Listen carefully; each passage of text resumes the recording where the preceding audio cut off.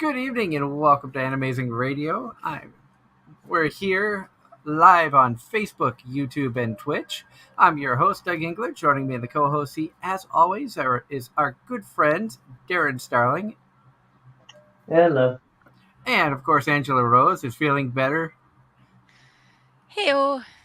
We have all recovered from last weekend's fun and festivities. Ange and I were at Anime Boston, and if you didn't catch our review show on Wednesday, neither did Ange. So migraines are the death of me. So we wanted to give Angela a little bit of razzing for that, which we do here anyway. And B, we want to give her a chance to talk about her experiences at Anime Boston. Anime Boston was the overall review pretty darn good. The press interviews that I did do were a lot of fun. Networking with some of the other press outlets was a lot of fun. I got a really cool keychain from my bag that's out of reach and can't show it off. I also in the artist alley, ran into another person with a press badge who did not have a business card, who does hot takes on Twitch. And so we had fun laughing about some hot takes in anime.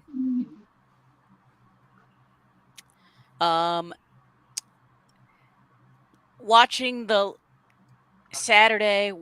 the line just to purchase a badge or pick up a badge you pre-registered for while I was trying to find lunch was insanity. I wish I was kidding. They were literally predicting the line from the end of the line to the badge pickup spot was 2+ hours at one point.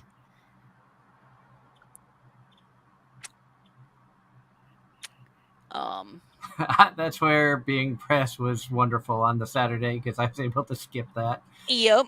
And hello to Godswill thank you so much for joining us, our guest of honor tonight. Hey, thanks for having me. What's up? How are y'all? Great. Good. How are you? Good. Surviving. All right. Angela's giving her point of view of Anime Boston from last weekend. She had a migraine and didn't join us for our review show on Wednesday.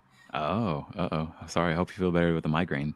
It's this lovely New England weather we're having, between allergies and chronic sinus problems. It happens. Oof. Yeah. Allergies. That's always a pain. Yep. They've been driving me nuts for the past couple weeks. I was going to say, Darren, you're allergic to outside too, aren't you? Yes, it's funny. Most in my industry have allergies, and yet look where we work. It's a bummer. And good evening, Mario. Thank you so much for tuning in. Thank you to everybody who's tuning in tonight, listening to us here on Anime-Zing Radio. Of course, our guest of honor tonight is Godswill Ugga Jr. Thank you so much, Godswill, for joining us. It's great to chat with you again. Yeah, it's been a minute. And I know Darren was excited about having you come back on. He's got a lot of questions for you, he said. So, Darren, we're going to let you take the floor. A little bit early on, but okay. For one, introduce yourself to the people that haven't heard you on the show before, and tell us what you've been up to and just how you've been doing. Sure. Yeah. So, my name is Godswill Ugga Jr.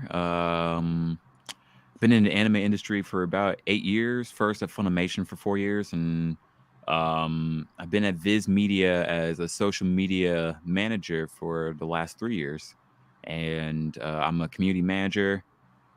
And I love what I do. I feel really lucky that I get to be in this world. Funny enough, I was supposed to be a doctor, and I ended up being in this world.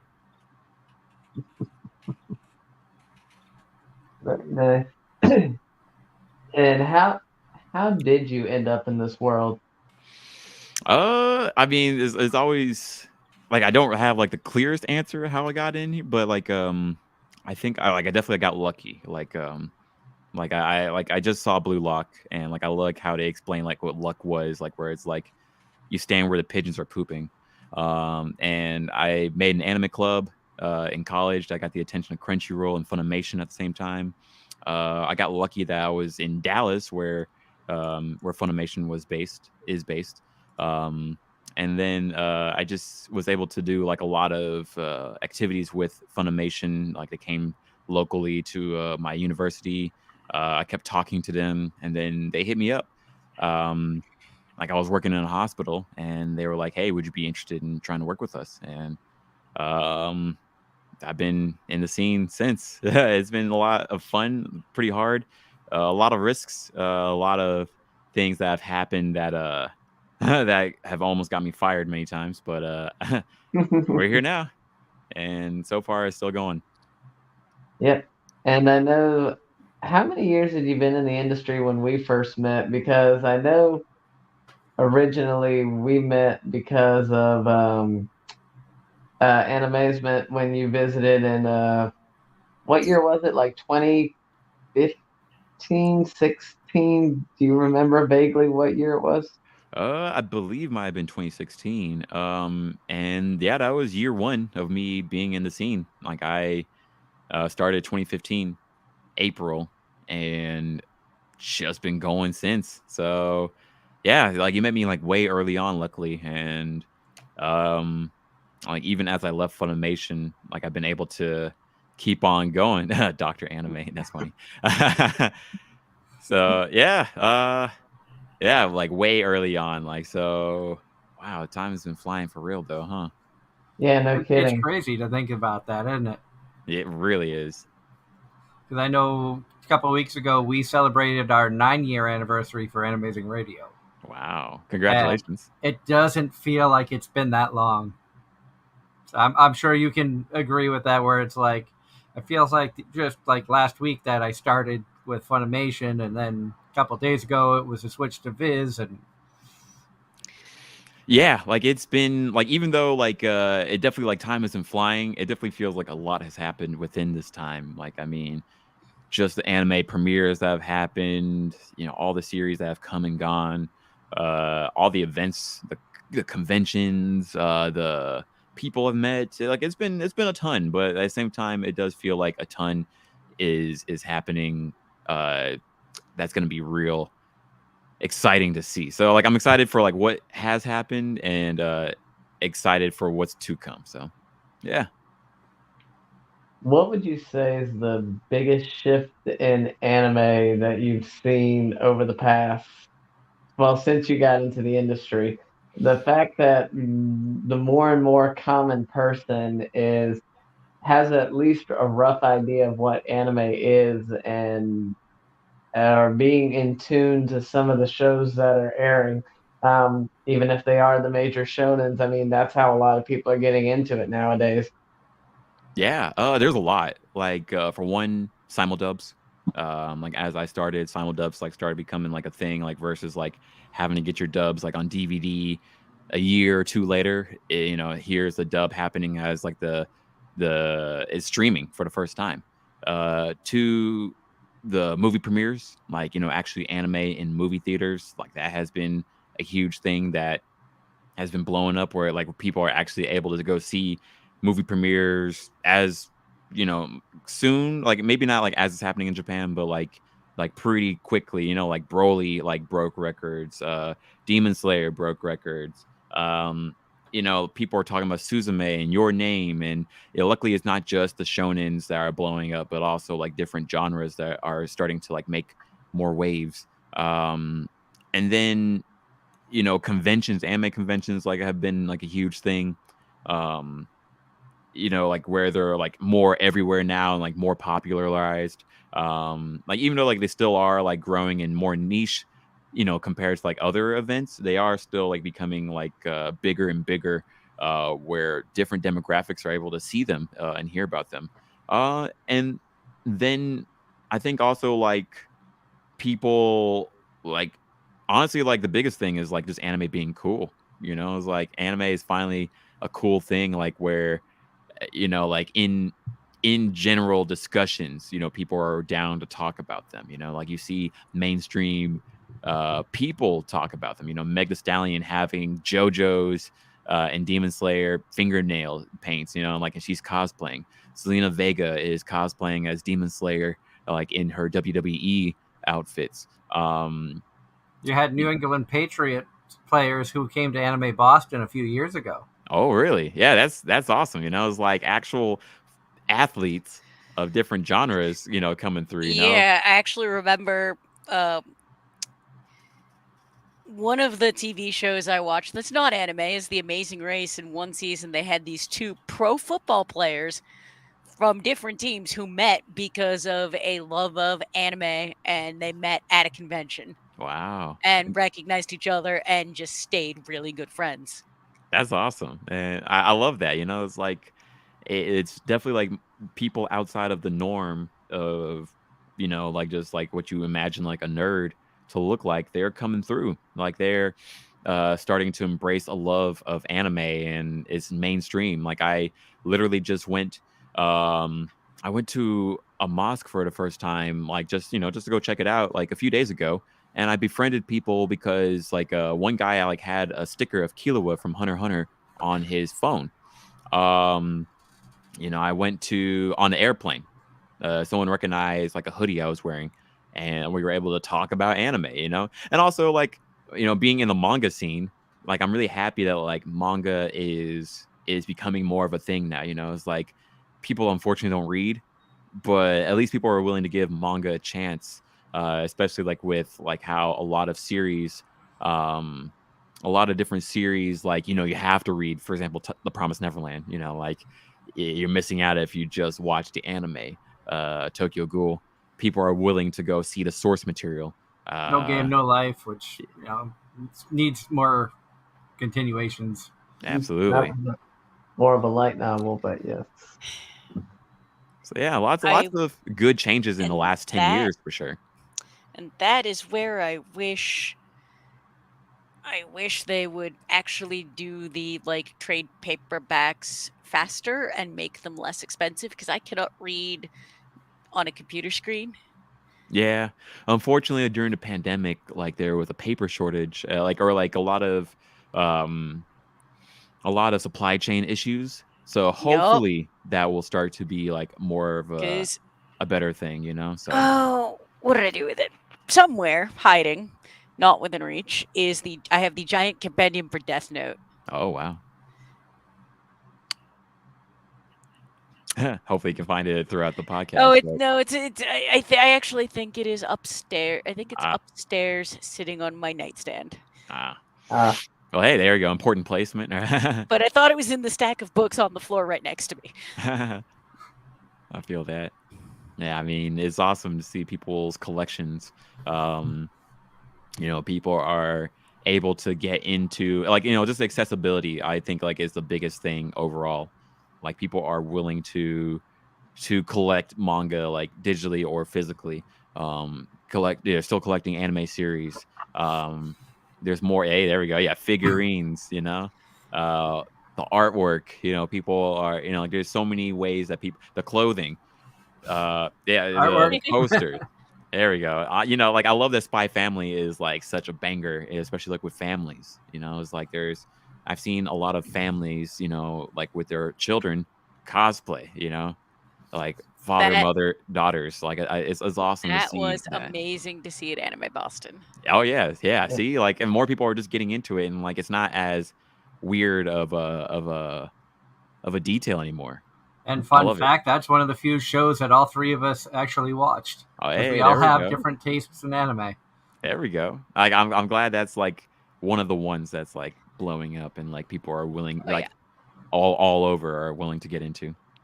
No, it's. And would you say that anime in general has started? Well, I don't really know how anime was broadcasted previously, like in the early first stages, like the early 2000s, late 90s.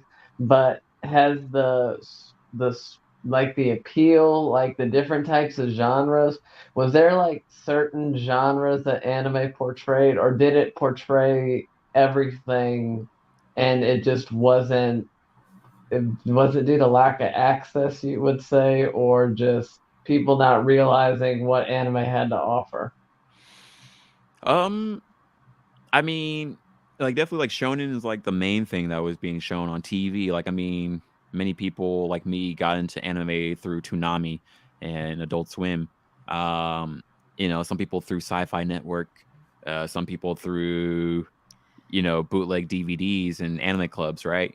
Um, And then Not the most. I don't think that it was like the most M expansive. I will say that MTV actually did have an anime back in the 90s. Oh yeah, Was that Um, Aeon Flux? yes, it is. yeah, uh-huh. And the I only reason remember I that. know that I've not actually watched it. I only know that because multiple people I lived with at different points in my life had the box set. Wow. We kept saying we were going to watch it and then never did. Oh no, have you watched it yet? No. I used to watch it on the regular. It was so weird, but It seemed kind of weird. cool. And that's the thing is knowing, like, looking back on it, that's probably one that I would enjoy. Yeah. If one day Because when I we have like time to watch it, right? To it get just, into the backlog of like you there's know, just so many shows right now. exactly. My list is my watch list is ridiculous. Yep, I feel that, and I mean, I'm right there with you. Like where, I mean, I every season, now like we have these seasonal anime that just keep coming out, and like there's so many different genres, and so many different demographics that like it is. I don't know how people can be bored today, like people. Yeah, it's like there's just so much for everybody, and not only just new stuff, but a ton of old stuff. I mean, I haven't even begun to scratch the 90s to 2000s. I mean, 2010s I thought were bangers, like the 80s, the 70s. I'm watching Gundam Zeta right now. And I'm trying to go through the whole Gundam franchise, or at least the Universal Century. And I that's kept another thing. That's a project in and of itself because I have there's multiple Gundam sets on my watch list, but we kind of started with Witch from Mercury as the jumping off point. Or I watched Gundam Wing at one point, including the movie, Yeah. and then got distracted by everything else. And Yeah. then There's a lot. Witch from Mercury, if you haven't seen it, is really, really good. Yeah, I'm starting to watch that right now. I'm watching Zeta and Witch from Mercury, and something new, something old. So I mean, there's so many series to watch. Right now I'm reading 25 manga titles that are just within the Viz catalog, and then like I'm trying to read some more also outside of what Viz is putting out. It's there's so much. Like I like whenever someone says they're bored, I'm just like, you're not trying. In my opinion, you're not trying to look. And like, if you need help, finding some titles, hey, I got you. But That's You name it, I got it. like these. It's like conversing with people. My taste tends to be all over the place and not nearly as mainstream as a lot of other people's. And subsequently, a lot of stuff that I've seen, people look at me funny, and then it just makes for interesting conversations. yeah, and that's dope. I mean, it's like there's outside of mainstream, there's a bunch of things to check out for sure. And There's then so I many good shows out there that are not mainstream that hide under the radar and Yeah, absolutely. never get the love that it deserves. Unfortunately, so. and then you've got the mainstream stuff that arguably doesn't live up to the hype because there's just so much. But don't tell the diehard fans that, because that's when the toxicity happens. Yeah. You talk bad about Naruto or Bleach or One Piece or My Hero even Academia. My Hero, Demon Nice. Slayer, Attack on Titan. Oh, you're in for a war. Yeah, absolutely. It's like even if those aren't for you, like luckily there's like millions of other people like it is for them, and then there's other titles that are way beyond the surface that hopefully you can get them into. Mm-hmm. You know, it's funny. My friend got me really heavily invested into anime about 2012, twenty Wow. thirteen.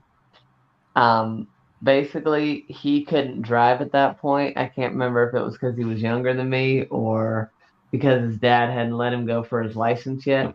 But instead of taking the bus home, I'd take him home after school, and we had a little bit of homework. And but also he invited me in and showed me various shows that were on Netflix at the time. And then um, I think it was his birthday party that I really saw my first quote unquote anime. It was From Shelled Regios. Oh wow. So yeah. Really good show, by the way. Um, and then after that, I think he just started me off on Shuffle, Okay, I then remember Shuffle. Yeah. Kaze no Stigma. Wow. Yeah. Yeah. Yeah. I And mean, I then love that. Like, there's so many good titles to check out and like have out there. Yeah. I guess like any other titles that like you guys like or like got into. Like, I think I really got like I was always into anime honestly since like Toonami, but like I would think like when I got into college, like in 2010, that's like when I really was like, oh yeah, like Gurren Lagann, um, like was like, oh yeah, I think like I'm for sure like an anime nerd type of guy. yeah. My introduction to anime was the middle 90s. I had just started high school, and my at the time best friend had been introduced to anime through her brother, and so at one point she at this point everything was VHS. And she brought over a VHS of the show called El Hazard, and we were holed up she was spending the night, and we were holed up in my basement watching that, and it was weird, and I don't remember much other than it was weird, and of course, my baby sister, who was about 4 at the time, wanders in at the most inopportune moment, so Uh-oh. we had to, like, pause and hide everything because my parents didn't necessarily approve of the nerd stuff I was into to begin with. Yeah. And then I go to college, and during exam week, my friend and I end up binging Serial Experiments Lane. Wow. Why we did That's this a during hardcore. why we did this during exam week, I don't know. But that was a head trip, and to this day is still one of my favorites. That's My classic and like a way ahead of its time. And then finding everything on uh, streaming a long time later. It's now catching up like when my husband and I first got together, he couldn't believe I'd never seen Full Metal Alchemist, so Oh man. we watched all of Brotherhood, all of like Cowboy Bebop, all of the classics that I There we had go. never seen. And Did you then like now those? we yeah, and Nice. now we just go through every season, we'll go through and put together a list to watch. Awesome. and I started off with shortly after I bought my first house. We would have friends come over like Wednesday night poker night, and Hey. sometimes it would be it was Texas Hold'em with change, so it's like penny poker. I'd go with $5, leave with $25 in change. Hey, there's Hey. lunch. There's lunch for a couple of days, Yeah, yeah. And but when we would go to my friend Sarah Beth's house, they would always have Adult Swim on, and it was around the time, if I remember correctly, she turned the TV on after her kids went to bed, and we'd start off with Witch Hunter Robin, followed by Inuyasha and Fooly Cooly. Wow. What a list. So that's what that like Inuyasha technically was the first anime I got interested in. After that, Fooly Cooly, and then Witch Hunter Robin, I would watch a little bit more just because it was on. But usually that's when the game was like really going strong, was when that was on, so I wasn't paying attention to that as much. And then, so I got into that a little bit, fell away from it when I met my ex-wife and ended up moving to Syracuse, got married. As that marriage fell apart, I discovered Rosario Vampire on Netflix. which sent me back down the anime rabbit hole, but gave me somewhere to put focus in a very uh, bad divorce where things just really did not seem to go right in many retrospects. But it was like what Rosario Vampire, Girls Bravo, Strike Witches, and then just spiraled downhill from there. And to this day, she still hates the fact that I bring up that she got me started down the road to lead me to an anime podcast. So this is all your fault. She's like, no. That's funny. I mean, hey, it's good. I mean, I'm glad that you're here and you're doing this. And Sharka in the chat is agreeing with you, Doug, saying that they love Witch Hunter Robin. That really was a better series than I gave it credit for. And that's one that I haven't watched, but I believe it's still on our watch list. And Noir was also really, really good. And that's one that I tell people that I enjoyed Noir, and they're like, I know your watch list now. How did you like that?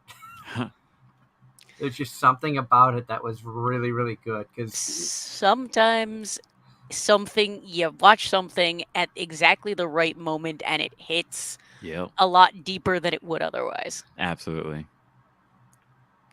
Same thing can be said for like Overlord, which a lot of people are like, how do you like Overlord? You don't like that kind of stuff. And it's not because it's an isekai, and I'm isekai trash. I was going to say, if people were to...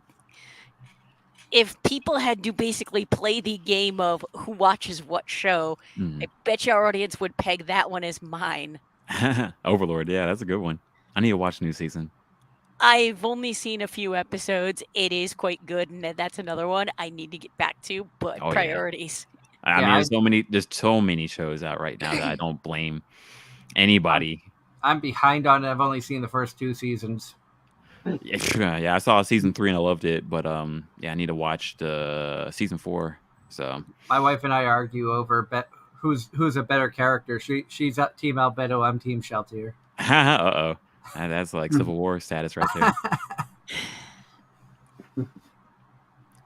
Dope. Yeah, I mean, like I love like how far anime has come.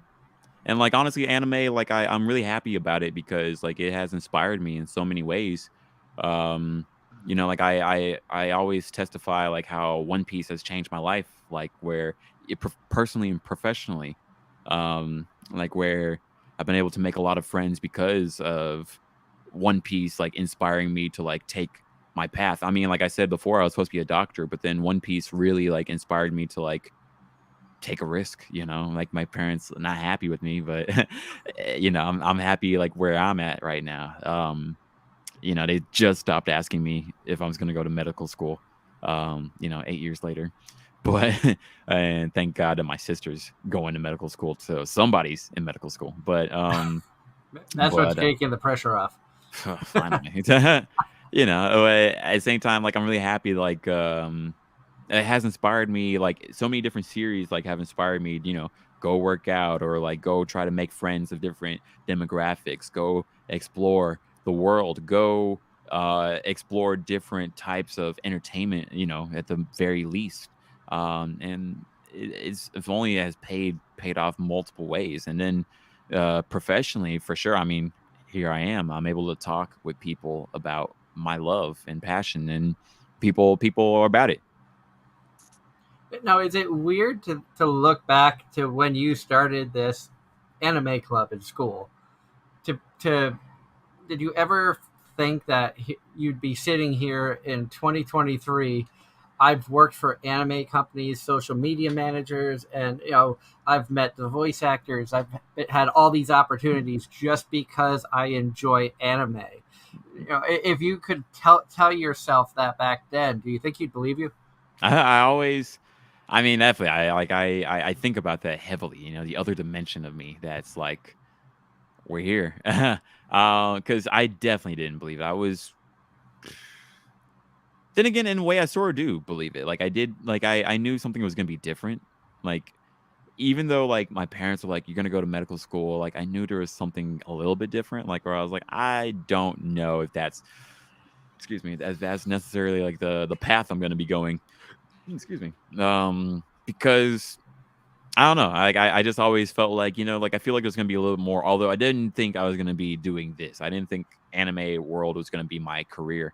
In fact, actually, I was a little nervous. Like maybe I have to give it up. Like because like I don't know. I have to be a true adult. And it's like I don't know if that's like a feasible thing. To be in anime land. But I'm so happy because now I'm here. Like I get to do this like as a career, and I haven't looked back.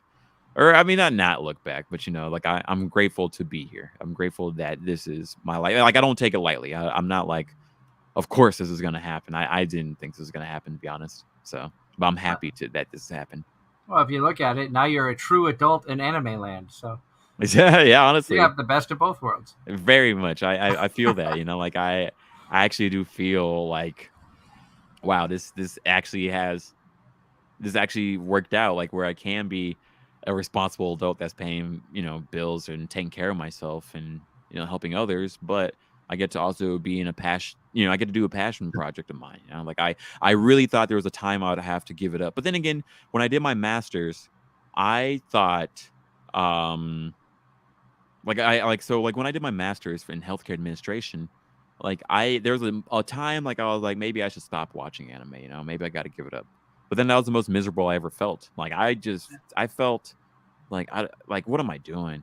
How am I why would I give this up, And I'm glad that I didn't, like there's people, like there's adults like around me, or like other people who thought they had to be adults in that sense of like, oh, adults don't watch anime. We're all too busy to do that. But it's like I'm doing it, and like I'm still taking care of myself and other people. But also I have enough time to do this, which I'm really passionate about. And also like I feel like I'm balanced in my life, like where I am going outside, I am meeting people, I am, exploring and doing things that like I want to do. So yeah, I mean it's all about balance. And luckily I get to be a little more balanced in this world, and luckily more people are about it. Like more people are about um being nerds. It's no longer like the horrible thing it was in the past, even though it wasn't that bad, honestly. So yeah. Kind of a weird question, but kind of in line with what you went to school for. Um, and I only ask this because it's been used in various medical classes in college. How do you think you would have felt if Cells at Work had come out around the time you were in school and actually been utilized in your class, like a few college professors have actually done? I would love that. Like, in fact, actually, like, because like I loved Osmosis Jones, and like I actually was even thinking back then, I was like, why isn't there like more anime? Like I liked other cartoons like Magic School Bus. Uh, I love edutainment. PBS. And it just sort Schoolhouse of makes Rock. sense to me that like why isn't there like more edutainment in like so many different aspects? It's like, in fact, like going in college, like a lot of the way I learned was through YouTube. Unfortunately, I wish I could have learned through college, like through the classes, but it's like I learned through other methods, and then like anime was a great method, and I wish Cells at Work was out. And I'm actually like really hoping that like anime can be utilized more, so, or games, like just nerd culture can be utilized more in teaching people about honestly the real world, right? It's like I love Dr. Stone because Yes. it shows like even though like it is like like a fictional way, I guess, of going about it, but at the same time it is cool to be like, oh hey, here's how you make a light filament. Here's how Hmm. you go about making a sulfa drug. Here's how you would go about restoring humanity. It's like corn, whatever. It's like there's so many different um elements that like I think anime can bring into the real world and like help bring people into teaching, because unfortunately people aren't reading these days. People people are thinking that school isn't as important, but I think there is like a different way to learn, honestly. And Mm-hmm. fun fact that I learned, think that I work on a college campus, and one of the faculty in the history department and I got to talking about it ended up cycling to video games, and she ended up telling me that one of her colleagues at a different university actually teaches a seminar, representations of history in video games. Ooh, that's legit, and it makes sense. I mean, And there's I'm like, civilization. I mean, There's yeah. There's so many I mean, different Total War. on that note, when the fire at Notre Dame the cathedral in Paris happened, they actually took footage from one of the Assassin's Creed games to actually Oh, help do the restoration because that's of awesome. how historically accurate they made those games.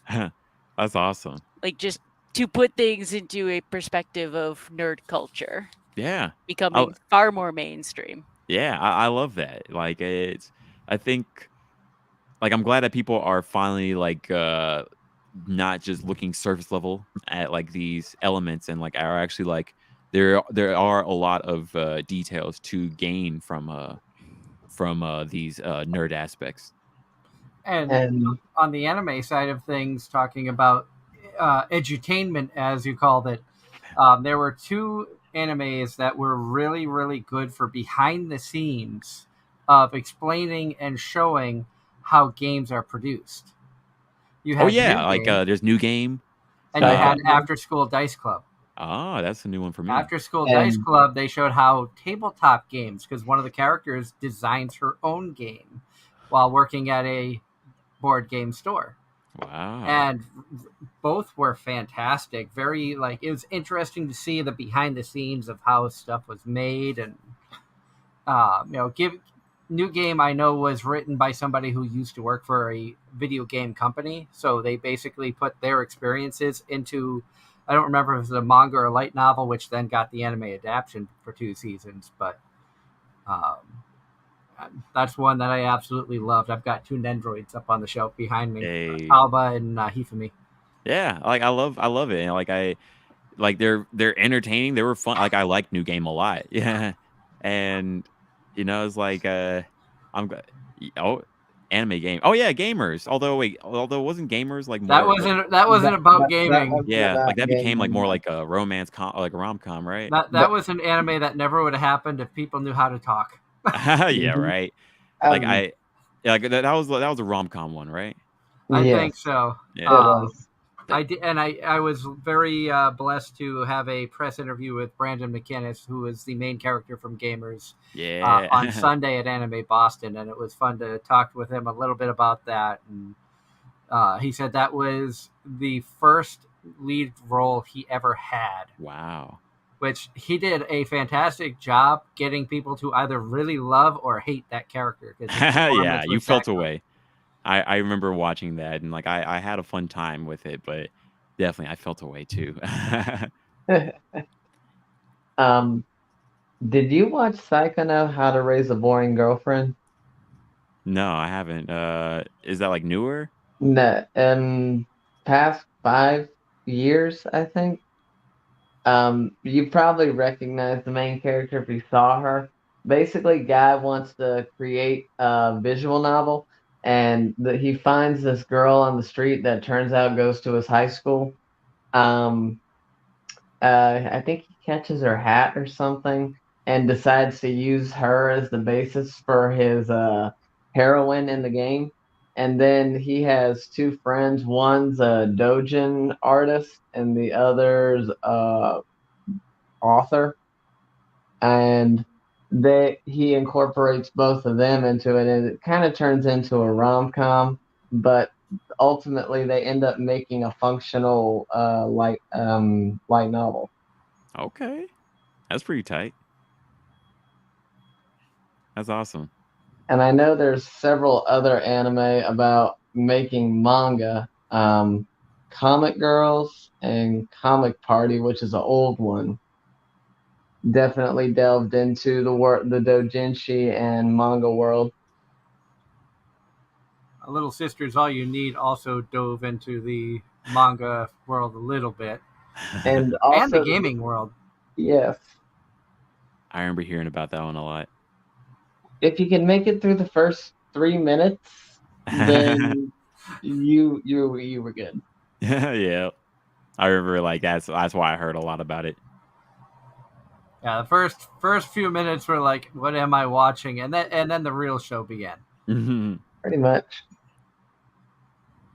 That's dope. I love like there's so many different types of series that can appeal to so many people.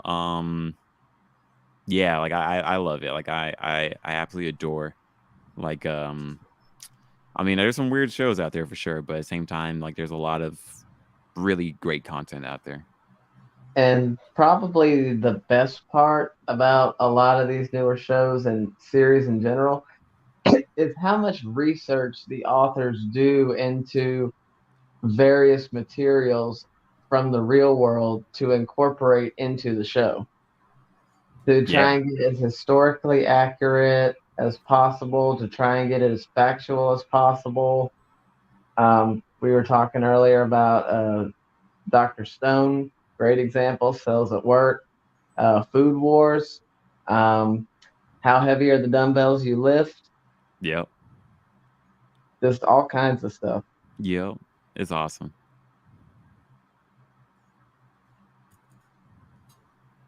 How heavy the dumbbells you lift. That was an anime I watched before my wife did. And my wife's into bodybuilding, and I was like, "You need to watch this."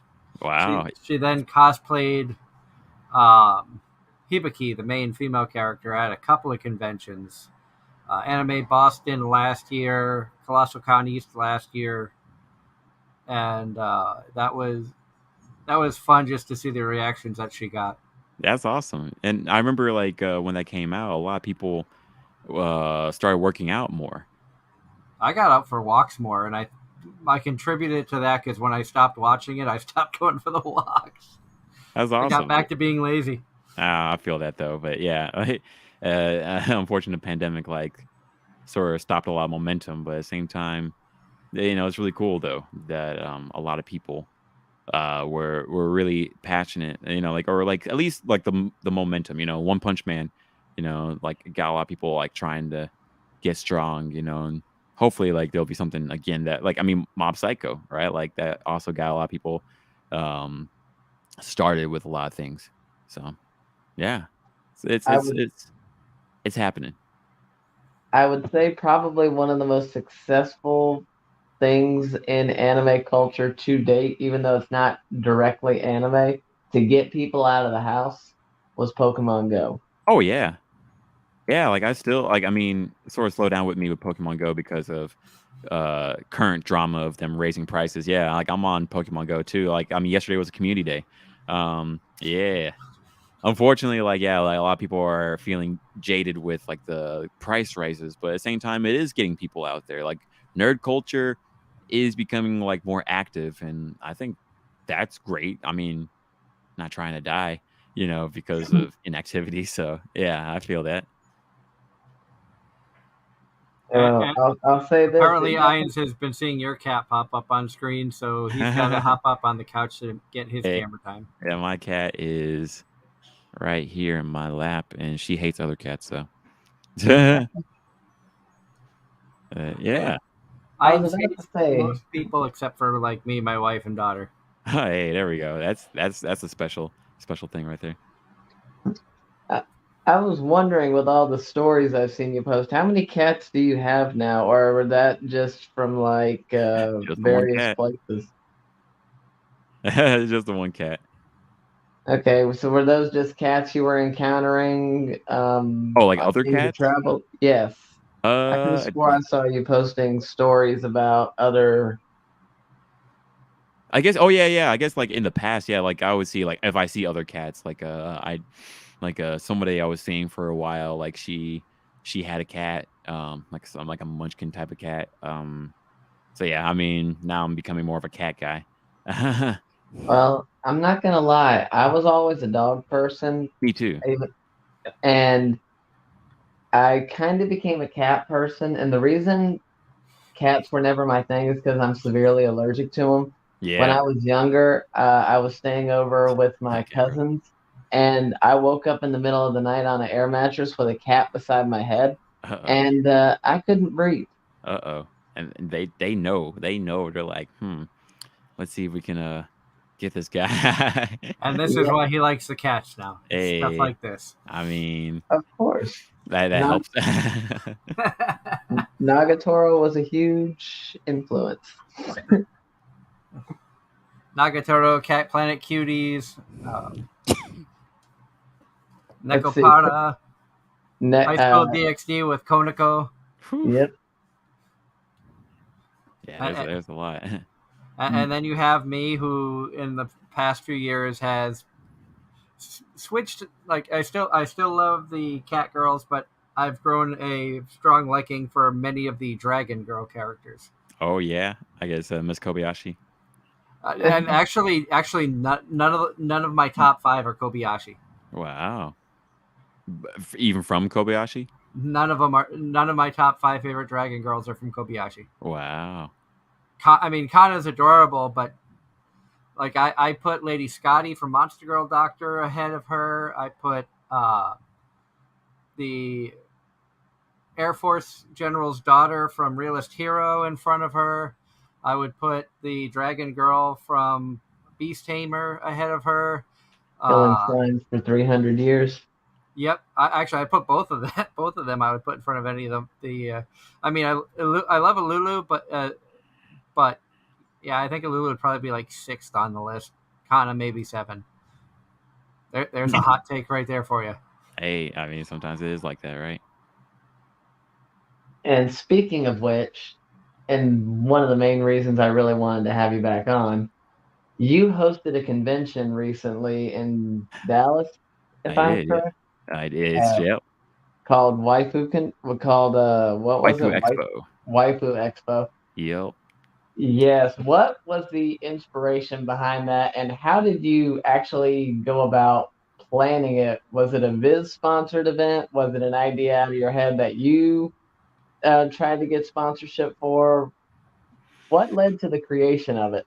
Like so, man, yeah, that's a good question. So yeah, Waifu Expo.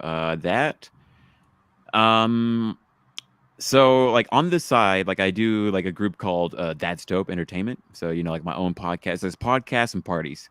In fact, we just recorded episode 100 today for Oh, that podcast. congratulations! Yeah, thank you. Yeah, so that's been it's been a ride. It's been like about 11 years of ups and downs doing it.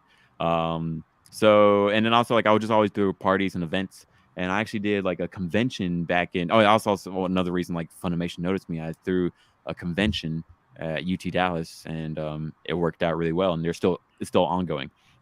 So with this waifu expo, like one of my friends, the other showrunner, Juliet Michelle, aka Bishojo Mom, she um, she was a guest at another convention, and she wasn't treated as well as she like they didn't pay her. Uh, she got groped, and like they didn't do anything about it. Um, it and, like, honestly, it just wasn't as fun. Like, I was there also, and it felt, like, awkward to be there, so she was like, "Hey, how about we go do our own thing?" And I was like, "Why not?" So, we got a good group. We got a good group of people, to help make this event, and we didn't even like, it wasn't Viz related at all. Like, it was just us. I was like, "Why not do, our own thing?"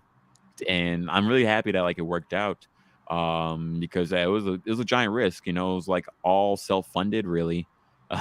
And we did get some sponsors, but at the same time like it was self-sponsored, it was self-funded with me and her. And it worked out like where we sold out on the first day, 3,000 tickets. And now we're getting ready for year 2. We're planning to go even bigger. And the idea for that was we wanted a safe space for women, especially, but like, pretty much sex workers, within the anime realm to have a fun time, like, and the fans too. Like we wanted everybody that was involved to have a fun time, but to feel safe. And yeah, next year we definitely gotta like we want to step it up. We want to like have it be even more inclusive. We want to have it bigger. I want more events, more panels. Like we didn't have as much space as we wanted this year because the venue we got, even though it was a really cool space, it was small. But yeah, next year we're going bigger. We're going like more spaces, more activities, more people. It's gonna be dope. I'll put this out now. When you're ready to get things rolling and you want to come on to promote and talk about it, I am more than happy to help with promotions and stuff. Don't know if I would be able to make it down there. I would love to make a con in Dallas. I was Same. supposed to go to one years ago that we helped out with, but shit fell apart. And we ended up not making it out there. And their second year con kind of flopped. They went too big, too quick, and Ooh. they haven't had one since. In fact, I'm not sure what happened to the person that was running it, if he's still involved with conventions or not, but I haven't talked with them in a long time. Probably for the best. Yeah. Probably for the best. But I've always been a huge advocate to helping conventions, especially the smaller ones that are starting off. Last year, I took a big risk with Anime-Zing Radio by sponsoring 2 conventions. One I had heard of, and one was a first-year con.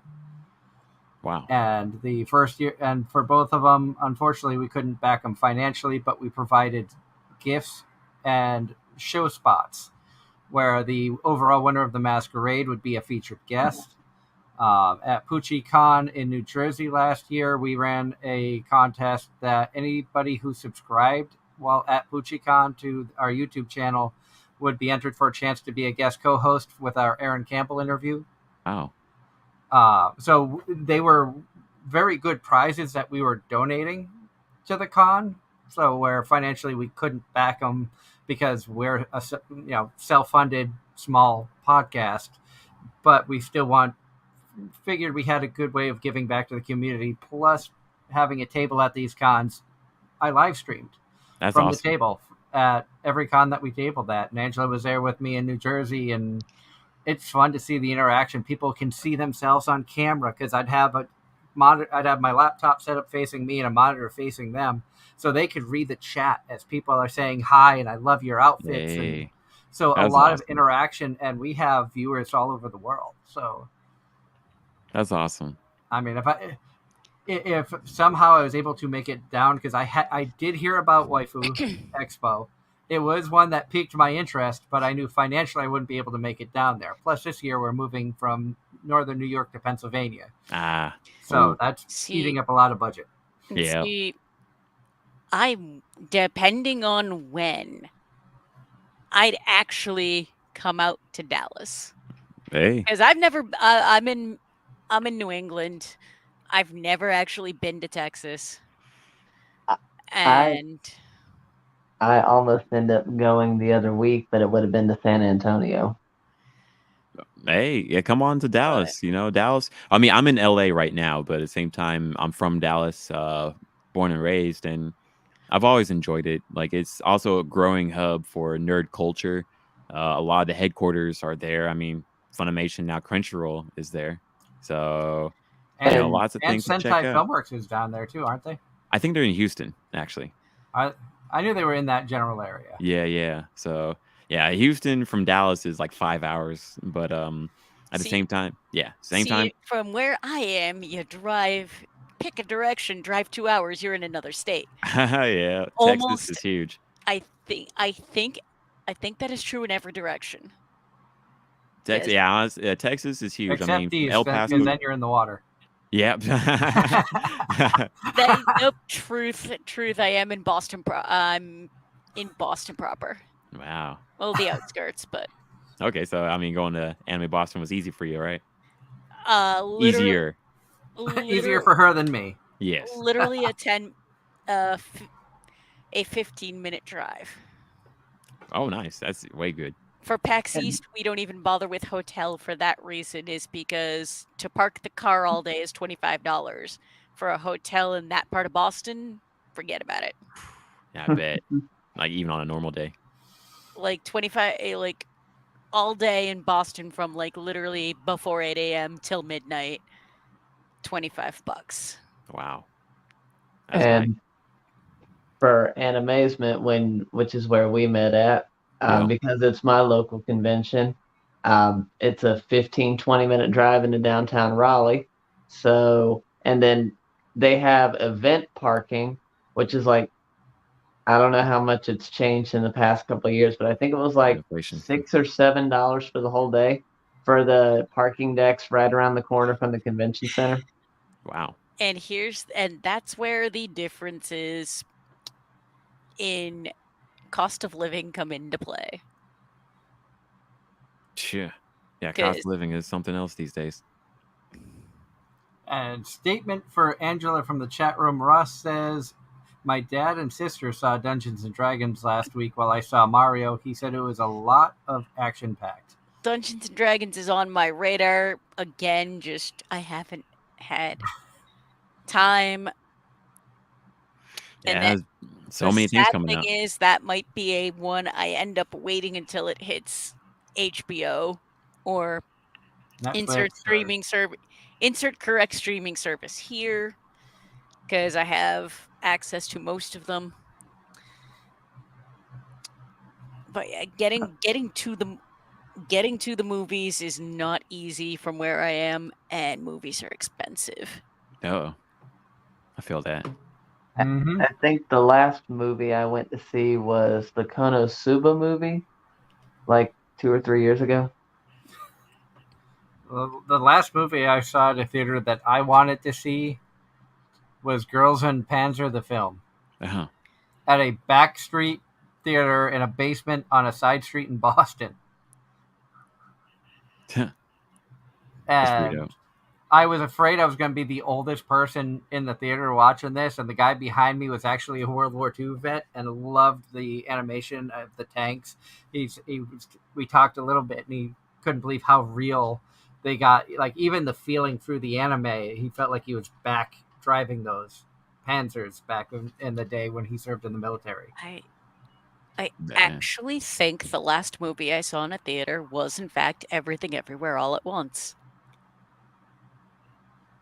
Oh yeah, that was a great movie. That movie, honestly, like movie of the year for me. I think that's the last thing I saw in a theater. I just saw Either John that Wick or 4. either that or a Marvel movie.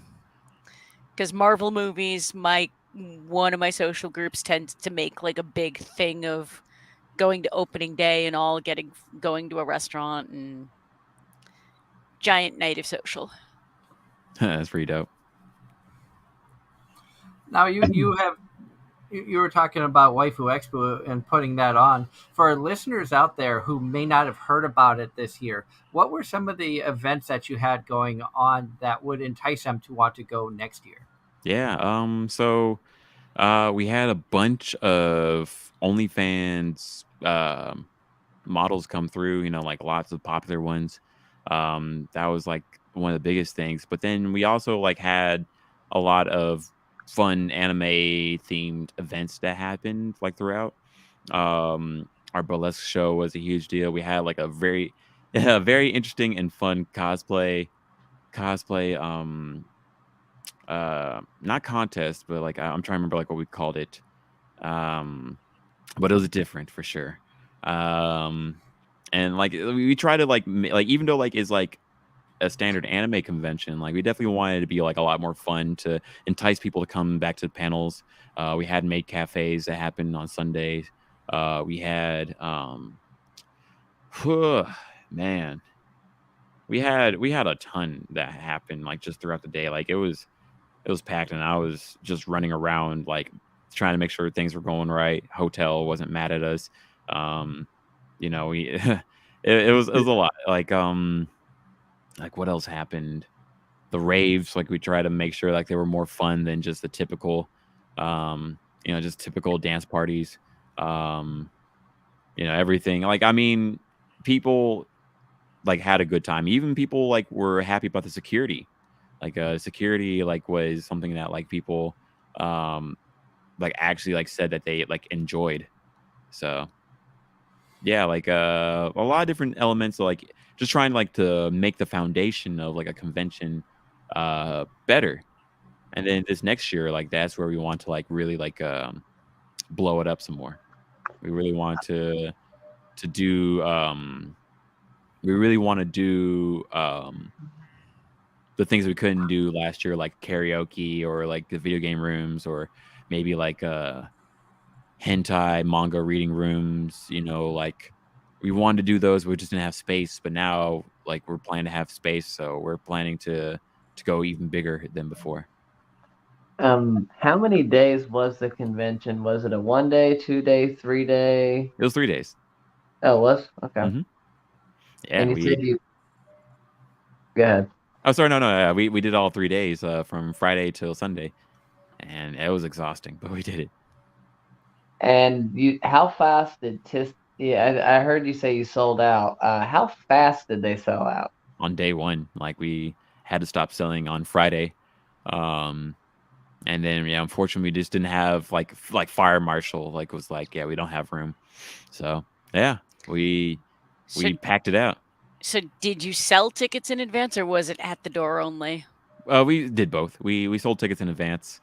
As we were getting closer to time, like we got to 2,000 tickets before the event started, and then 2,000 tickets before the day started, and then at the con, like people were interested, and like they came.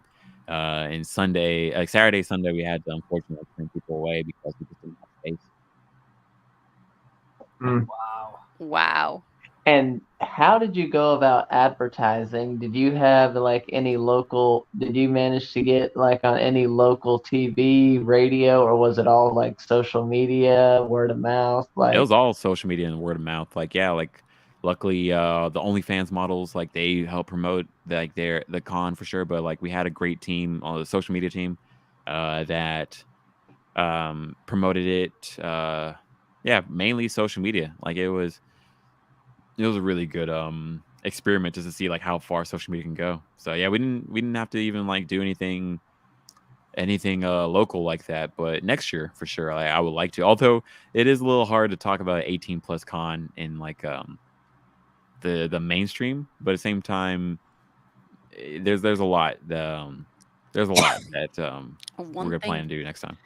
one thing I've noticed is there's definitely a market for that content. Yes, absolutely. In one of my Discord servers, there's people were complaining that for the lack of 18 plus, basically the lack of 21 plus content. Yeah, unfortunately so. But we're starting to like at least like yeah, like what we're trying to do, like we're trying to make it like where like at least ours is going to be a good time, like and not as unfortunately cringy as people like imagine it could be. Like we're planning on like trying to make it like a much more fun and accessible thing, like where even if it's not up your alley or like you don't think it'd be up your alley, it's still gonna be a fun time where you're not gonna feel awkward about being there or like having to be scantily clad or whatever. Yeah, it felt very open and free. Like it didn't feel awkward to be there. For the most part, it was fun. And obviously, because in the anime industry and entertainment industry, the LGBT community is huge, and obviously it is very friendly to people who are a part of that community as well, I'm sure. Yep.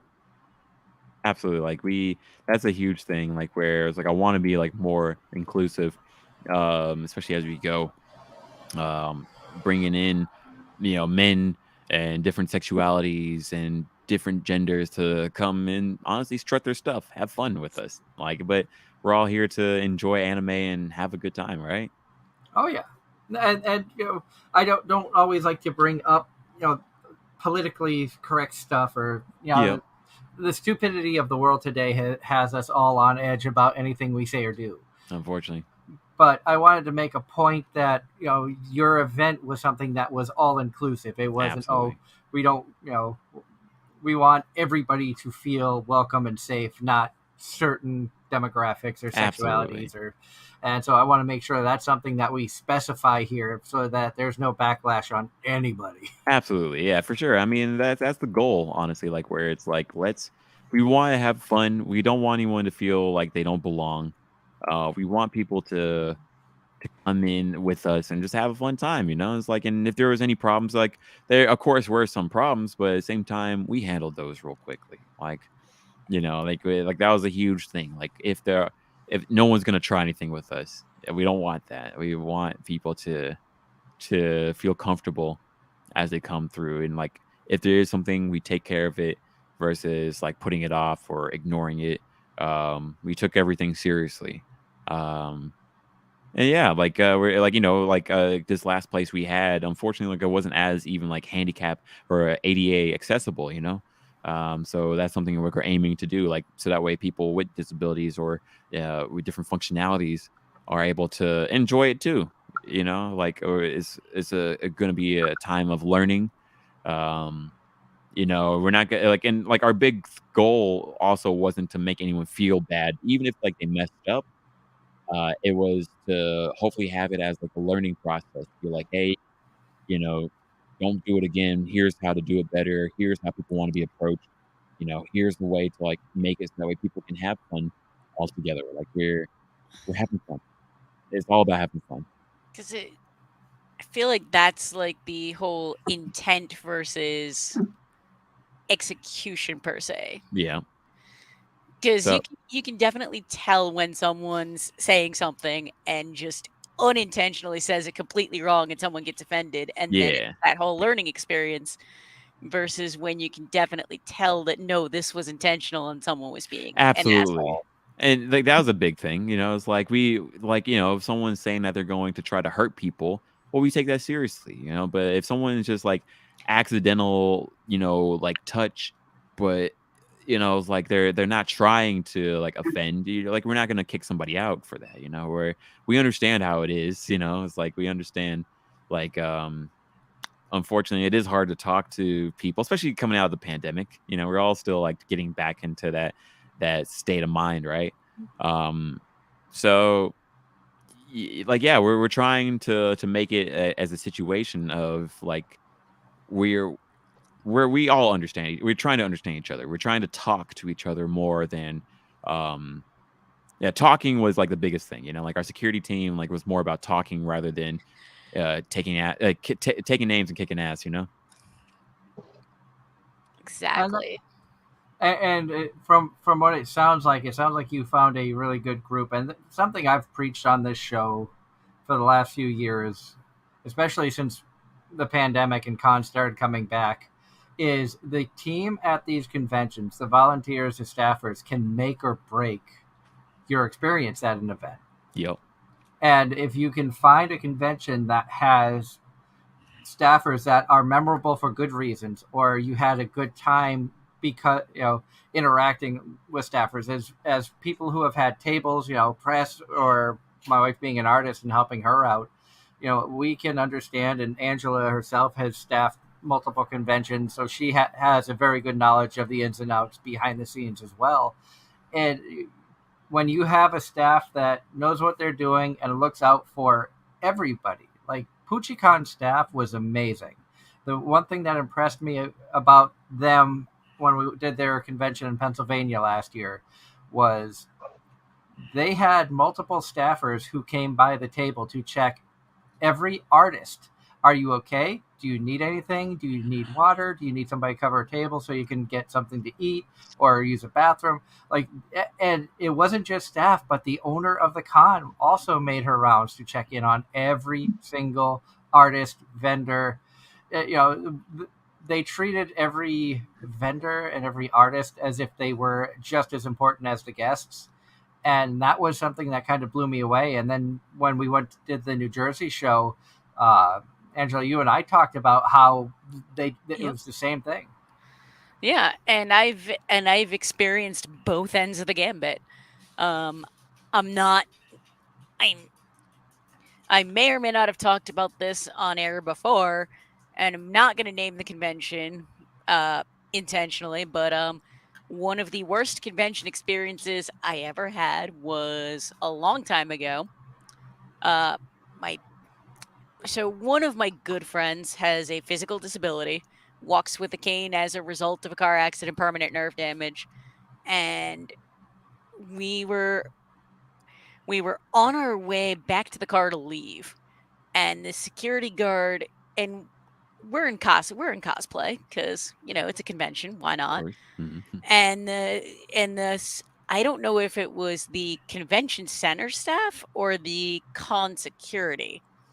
I do not remember which, but the guy basically tried to peace bond my friend's walking cane to the point where she couldn't actually use it to walk because they questioned whether or not it was a prop. Mm. And even when she tried to explain, no, I need this to walk because I will be in pain if I don't. Like, that was an issue. And then when we were going to leave, a security guard basically got in our faces about it. We were literally on our way back to the artist area to say goodbye to a friend so we could leave. And the guy made such a big deal about how she shouldn't, like, this whole big thing, to the point where I ended up getting in the guy's face and like threatening. I think I would not be surprised if I threatened legal action knowing my temper. I mean, sometimes you gotta do what you gotta do, but unfortunately, that's unfortunate that you even have to get to that point. And like, she spent most of the ride back in tears. And it soured the entire experience, and like, I swore up and down I would never go back to that convention as a direct result. Yeah, that's a damn shame. Like, it's like it should, unfortunately, some people like lacking common sense with that. But yeah, like we're trying to prevent things like that from happening. Like, that's not cool. And like, So yeah, like just as I said, like I want to be like more ADA minded, like as we go forward. Like, I don't want this to be a situation like where people feel left out because of anything. Honestly, like there's not really a reason that people should feel left out, in my opinion. So yeah. but it really, like, and that kind of just illustrates Doug's point of the convention staff really do make or break people's experiences. And you can have a con that is known worldwide as a fantastic con, but you have an experience like what Angela went through. Now you'll never go back to that con because one person soured an entire experience for you, and that when that happens, you're going to tell people, and it may have the snowball effect, as opposed to the opposite end of the coin. Rail City, the other con we sponsored, first year con, the guy who put that on basically had his friends and family help him run that con. So they were people he knew he could trust, and they were people he knew that understood the vision he had for this convention. And I was blown away with how well things went for a small first year con in Vermont, which, let's be honest, Vermont is a very, very difficult state to get anything going in because Because of its it's the demographic. middle, because it is also the middle of bloody nowhere. Exactly. Plus, I saw a lot of another convention owner friend of mine who no longer does the conventions Vermont. He was successful. I could see a lot of the same characteristics and mindsets in Luke for Rail City as I did for the other one, and that's why we continued the sponsorship this year. That's And dope. we'll be back there again in June. PucciCon will be back at their Pennsylvania con as a sponsor in October, same weekend as AAC. So unfortunately, my wife and I will be at two separate cons that weekend. She'll Wow. be in Mass, and I'll be in Pennsylvania. Yeah. There She'll we get go. to hang out with Danny Chambers, and I'll get to hang out with Tatum and Hey, Megan Shipman. hey, there we Wait, go. wait, Winning either way. J. Michael Tatum skipping his home convention? Yeah, Tatum hasn't been to AAC in like 3 years. I don't know. I just remember him always being there. Oh yeah. He'll be at PucciCon instead of AAC this year, so I'll still get to see him. In fact, I bought a blue Snuggie one of the times I was in Pennsylvania. I am going to wear that to one of his panels. Wow. And I will be at neither of those events because travel. Yeah, that's tough. And contingent on my schedule, I might try to make it up there, but of course, my stuff doesn't really settle down until after Thanksgiving. Oh wow, that's a while. Oh, come on, Darren. You can sneak away for a weekend for some fun. I mean, we still haven't met in person yet. Yeah, I know. A stupid pandemic You killed know that. what? Anime Boston next year. Ooh, yeah. Let's make the Because plans, it'll be right? a 10-year. Because it'll be the show's 10th anniversary. Wow. And I'm already have some ideas for what I'd like to do for the 10th anniversary show. I am not cross-playing, just so you know. No. Oh, but come on, Darren. See, You could crossplay as your favorite character. No. see, I have cross-played. That was an experience. Technically, I have crossplayed as well Mm-hmm. as Kobayashi. Oh, In fact, we dope. had Halloween, our Halloween show. We had Christy Rothrock on, the English voice of Alulu from Dragon Maid, and so I dressed up as Kobayashi for that one. That's dope. I gotta see a picture of that. I think Christy was in costume as well. She was. Nope, I was not there for that because I was in another country. Oh wow. Yeah, no, that is my thing. Is I love to travel, and post-pandemic, we finally got to do all of the traveling we didn't get to do for 2 years. So That's good. I mean, yeah, take advantage of time while you got it, right? and that was a fun experience. Was being in another country, seeing what animes were what nerd things were popular there that weren't here, and vice versa. Yeah. That's awesome. That's how to do And it, like I the believe. the branding was completely different. Like this boutique clothing shop in London had had a Hunter x Hunter collab, and my husband got a Bleach hoodie while we were there. Huh. And it's just like it was so like trippy. That's awesome. I love that around the world we're here. Exactly. I actually think I sent you guys pictures of like every like manga shop I found I while think I so. was Yeah, overseas. I believe so.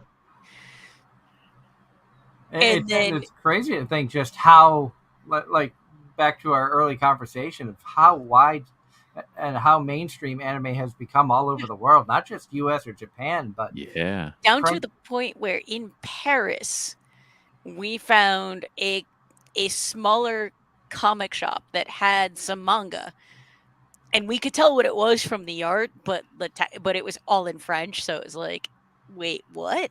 And it was Wow. just trippy because you wouldn't expect that. No, right? Absolutely. Now, we're working with Viz Media as a social media manager. What is that like? What does that entail for people who may not understand what a social media manager does? Yeah. So I manage the social media, or like I help manage the social media accounts. Like I'm part of a team. I'm not alone, but like for example, like I help manage the Facebook, Twitter, Instagram, YouTube. I'm the community manager, so like I'm the one who's usually like making the comments or the postings, and I'm the one who's like ready to ring the alarm if there's some problem that happens. Let me see if I can like go on to like my account. So here's my personal account, right? And then I can switch over to the Viz Media account. But and I look at the comments, I look at the DMs, I help make sure like the posts are going out on time. I remember those days. There we go. Yeah. So yeah, and then like I I also help do like influencer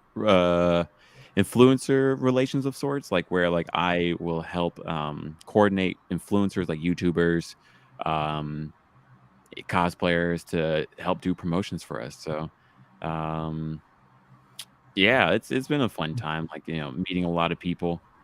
to meeting a lot of people to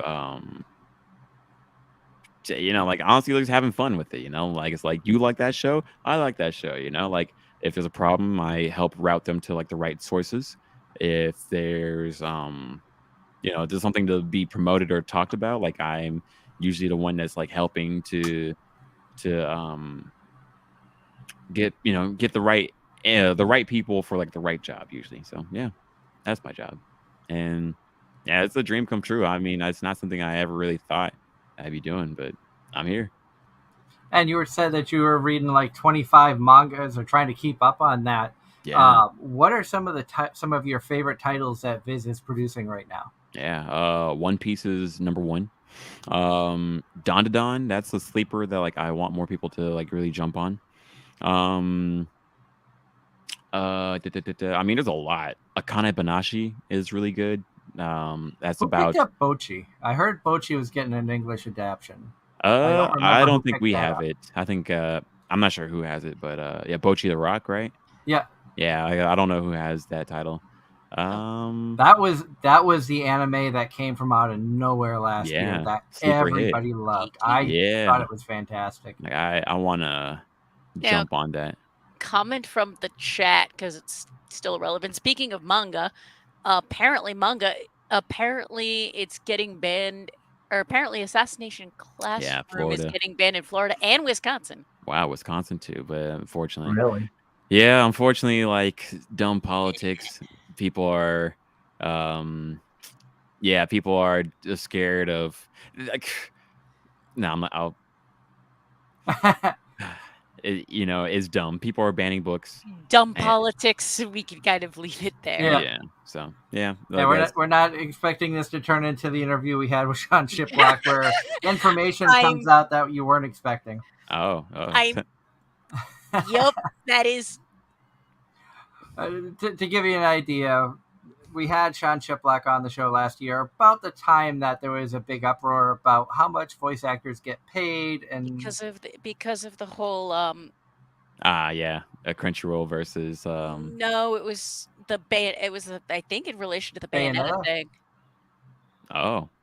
And a question was brought up in the chat room that Angela saw that it was a question directed for the guest, started to read it, and I think you said about halfway through your brain caught up to your mouth and was like, uh-oh, I probably shouldn't have read this. And you're like, screw it, we'll just go with it. And the worst that happens is he says, I can't talk about that. Yeah. And he went into about a 15 to 20 minute detailed explanation of what the voice acting world is like, cost of living in LA, pay rates for the average jobs and stuff. Like, he didn't name any names or anything, but he broke it down into layman's terms to where it was easy to understand. And I really opened up the eyes to, I know a lot of people in our audience was amazed. We were like awestruck that he went into so much detail, and it was like that could have been one of the best interview moments I've ever had in show history. Because that pretty, it's like, I mean, it was the best case scenario, because I'm notorious for running my mouth. I run my mouth. I say things I probably shouldn't, and when brain catches up, it's usually oh shit! Why did I do this? Why did I say this? And that was a perfect case of that, and I just kind of went with it. And sometimes that's what you gotta do, I guess, right? But I part of my job is making sure that I don't do that, right? Like a lot of secrets that the company has. You have so many NDAs that you have to abide by, which I'm sure it drives you nuts, and B, you have to make sure that you stay on that. But as brain cut up, I figure, well, the worst that's going to happen is he's just going to say, I can't answer that, moving on. Like, unfortunately, yeah, that's what happens, but we're making it happen. Also, by the way, can you guys hear any music? No. From my end? All right, bless, cool. Yeah, like I'm hearing like a little bit of what I have a fan on beside me. I'm hearing a little bit of static. Okay. but it's not noticeable. It's more of a background hum. Sweet. I was just wondering if I need to close a window since No, I the just neighbor's shut the playing fan music. off. Is and that actually, better? that's what I was hearing. Oh wow. Because it's been in the 80s, high 70s, mid 80s all weekend. It's been, which is unusually warm for Canada's backyard in New York. I had to have a fan on earlier because I was dying. I don't blame it. It's getting warm again. I mean, for me, I'm always happy for summertime, so I feel that.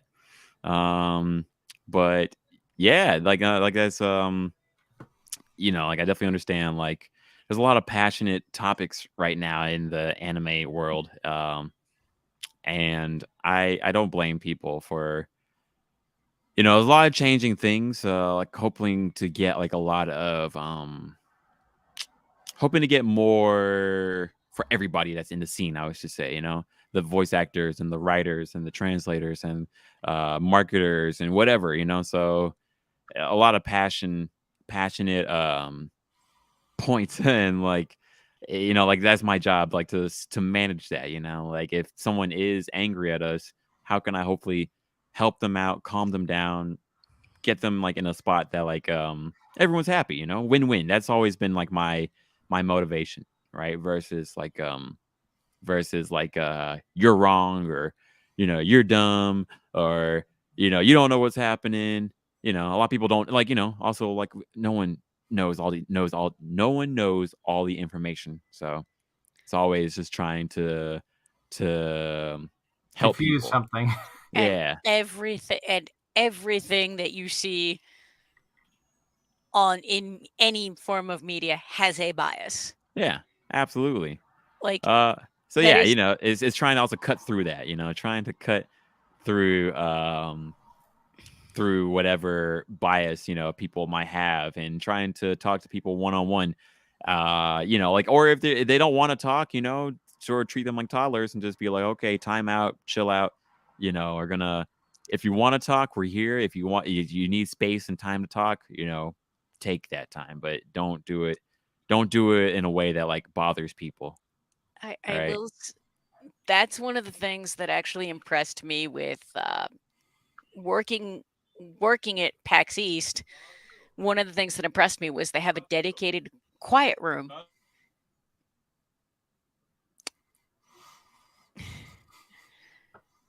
For Sorry things about that. like for things like that, where if someone feels themselves getting overwhelmed or over anxious or whatever, and just needs that chill, they can go sit in a quiet room and just decompress and whatever, and there's staff that runs it.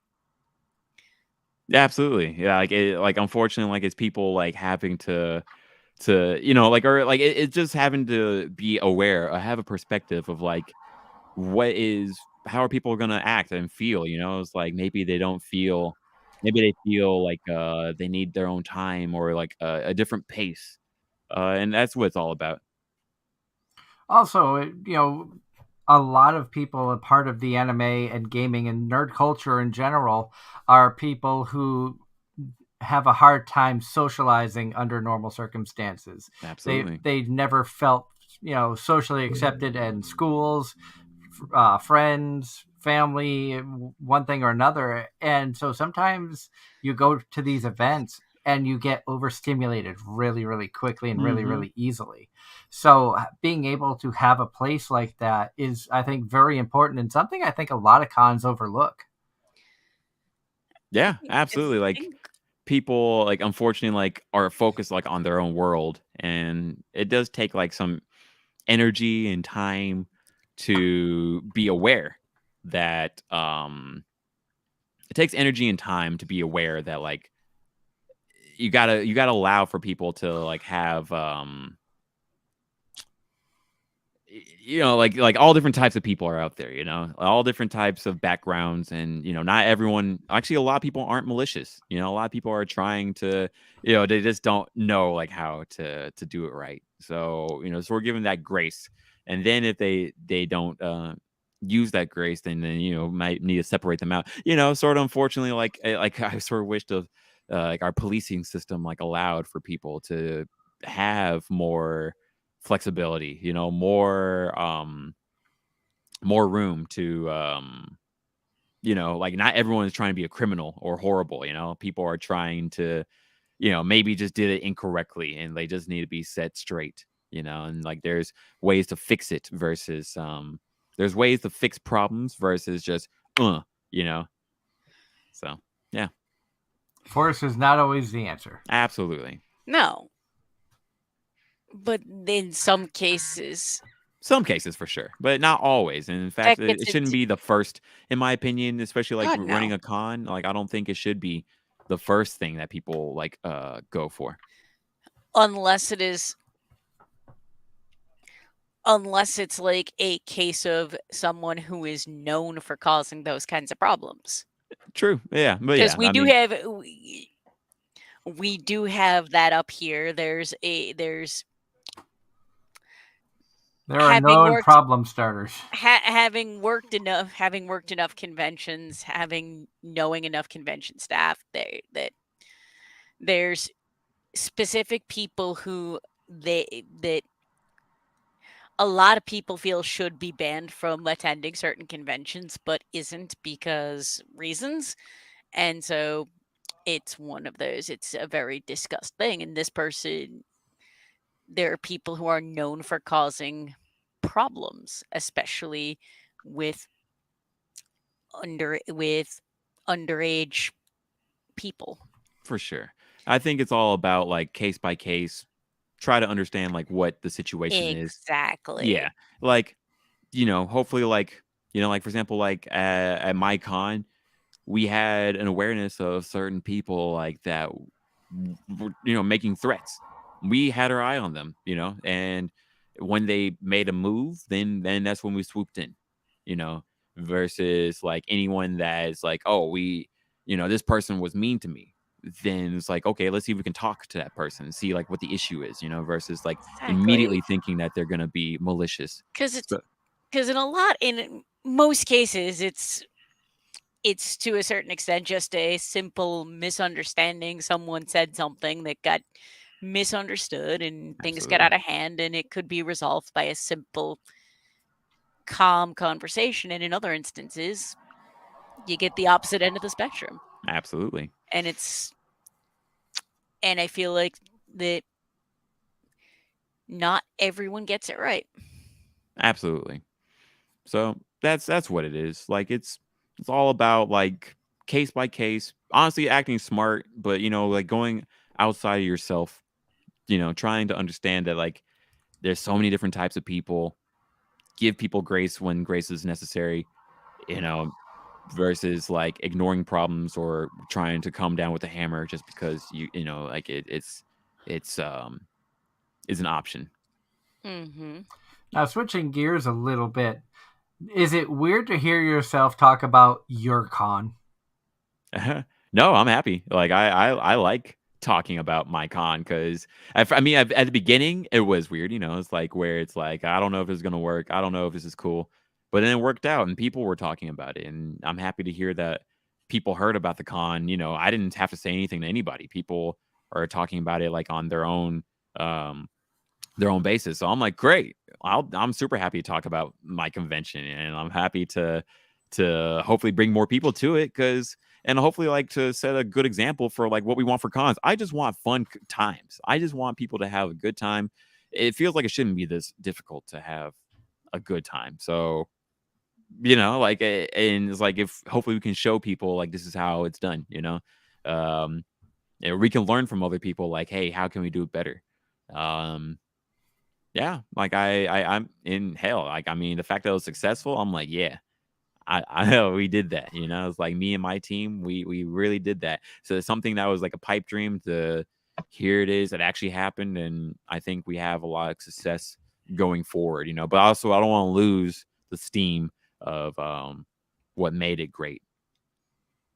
And I think that's something that's important as well. And I've had people ask me for multiple times over the last 9 years of doing the show about when am I going to do a convention? And it's like, I've talked to so many convention people who have started their own shows or run shows, and they all say the same thing. Don't do it. Not because we don't want the competition, but because there's so much stress and stuff behind the scenes that it'll wear you out. It is definitely very stressful, but at the same time, I think it is worth it. Like, I mean, like that weekend that I was doing it, it was so stressful. Like I was like, dang, I just want to stop. I want to have a break. I want to have someone take over for me. You know, like I don't want to wake up early. You know, I want to stay at the party. I want to do. You know, I want to have fun. But I'm glad that like it happened. I'm glad that like it worked out as it did, and now we can do it better. Like we can do it like where we can do it we can do it even better, so that way it isn't as stressful next time. Kind of curious, for the attendance you had, about how many staff did you have to run the convention? Like, how do you gauge how many staff are needed roughly to run a convention? Um, and like what numbers determine the number of staff? Like, is there a set rule for X amount of attendees? You need to have this many staff on hand, or is it contingent on the events, or how do you really decide on that? So first, since I've never done a convention before, I got people who know how to do conventions. Like I got someone like who works for like with Left Field Media, like works for Left Field Media. Um, yeah, like I got someone who works like with Left Field Media, like who does like other conventions, Anime NYC and Anime Frontier, and then like they got people that know what they are doing, so I guess like step one is like if you're not an expert, get someone who is an expert. Two, we tried to like staff up with volunteers as much as possible, and unfortunately, honestly, we needed a lot more help. But that was like just a learning thing, like where it's like we survived, but next year I definitely want to step up more, especially like as we intend to like scale it up. We definitely can't do it all the same people that we just had this year, but at the same time, we learned a lot. Like if I would be lying if I was like, oh yeah, this is how you do it. This is how I knew how to do it. I didn't know how to do this. It was just like I'm gonna jump in and I'm gonna see like what are the steps or the things that I need. Vendor staff and volunteer staff, guest coordinators, and as we kept going through things, it was like, hey, let's see if this person can help us out. Let's see if this person can help us out. I feel lucky that like I just knew a lot of people like who were honestly able to do these things. And next year, I definitely want to get more people because I don't want any of us to die like we did this last time. Like we were stressed, but we made it happen. And at the end of the day, you saw a lot of successful and happy faces. You saw people talking positively about the event, and that's really what made it all worth it. Yeah, absolutely. And that it truly is like where, because we saw so many people like had a great time with us, we I was like, okay, absolutely, we gotta do it again. Okay, now it's great to talk about it. Honestly, I was like, I was like, I'm not sure if I'm gonna talk about it if it failed, but like because it worked out, now I'm like, yeah, let's go. Yeah, absolutely, that was great. Yeah, I'm And uh I'll be honest, I had heard about it and it was like, this sounds like a fun event. And then I saw it was in Texas. I'm like, there's no way I could make Texas convention this year. yeah. But I'll be honest, I had no clue you were a part of it until Yeah. Darren said something recently when he reached out to you about it. I'm like, wait, Godswill did that? Now Yeah. I wish I had reached out to you ahead of time about, hey, at least help, even though I can't make it, at least help us promote it or do something. So in the future, please reach out to us. We would love to help with promotions in any way we could. Absolutely. And yeah, definitely like now I know it's like, oh, I can reach out to people, But before I just really kept it close to the chest. So yeah, that's really how that went. Like where it's like cool. Like now I know a lot of people are with it, are on board for it. I'm super down. I'm all the way down to go further beyond with this. So yeah, like a lot of it was like a lot of learning,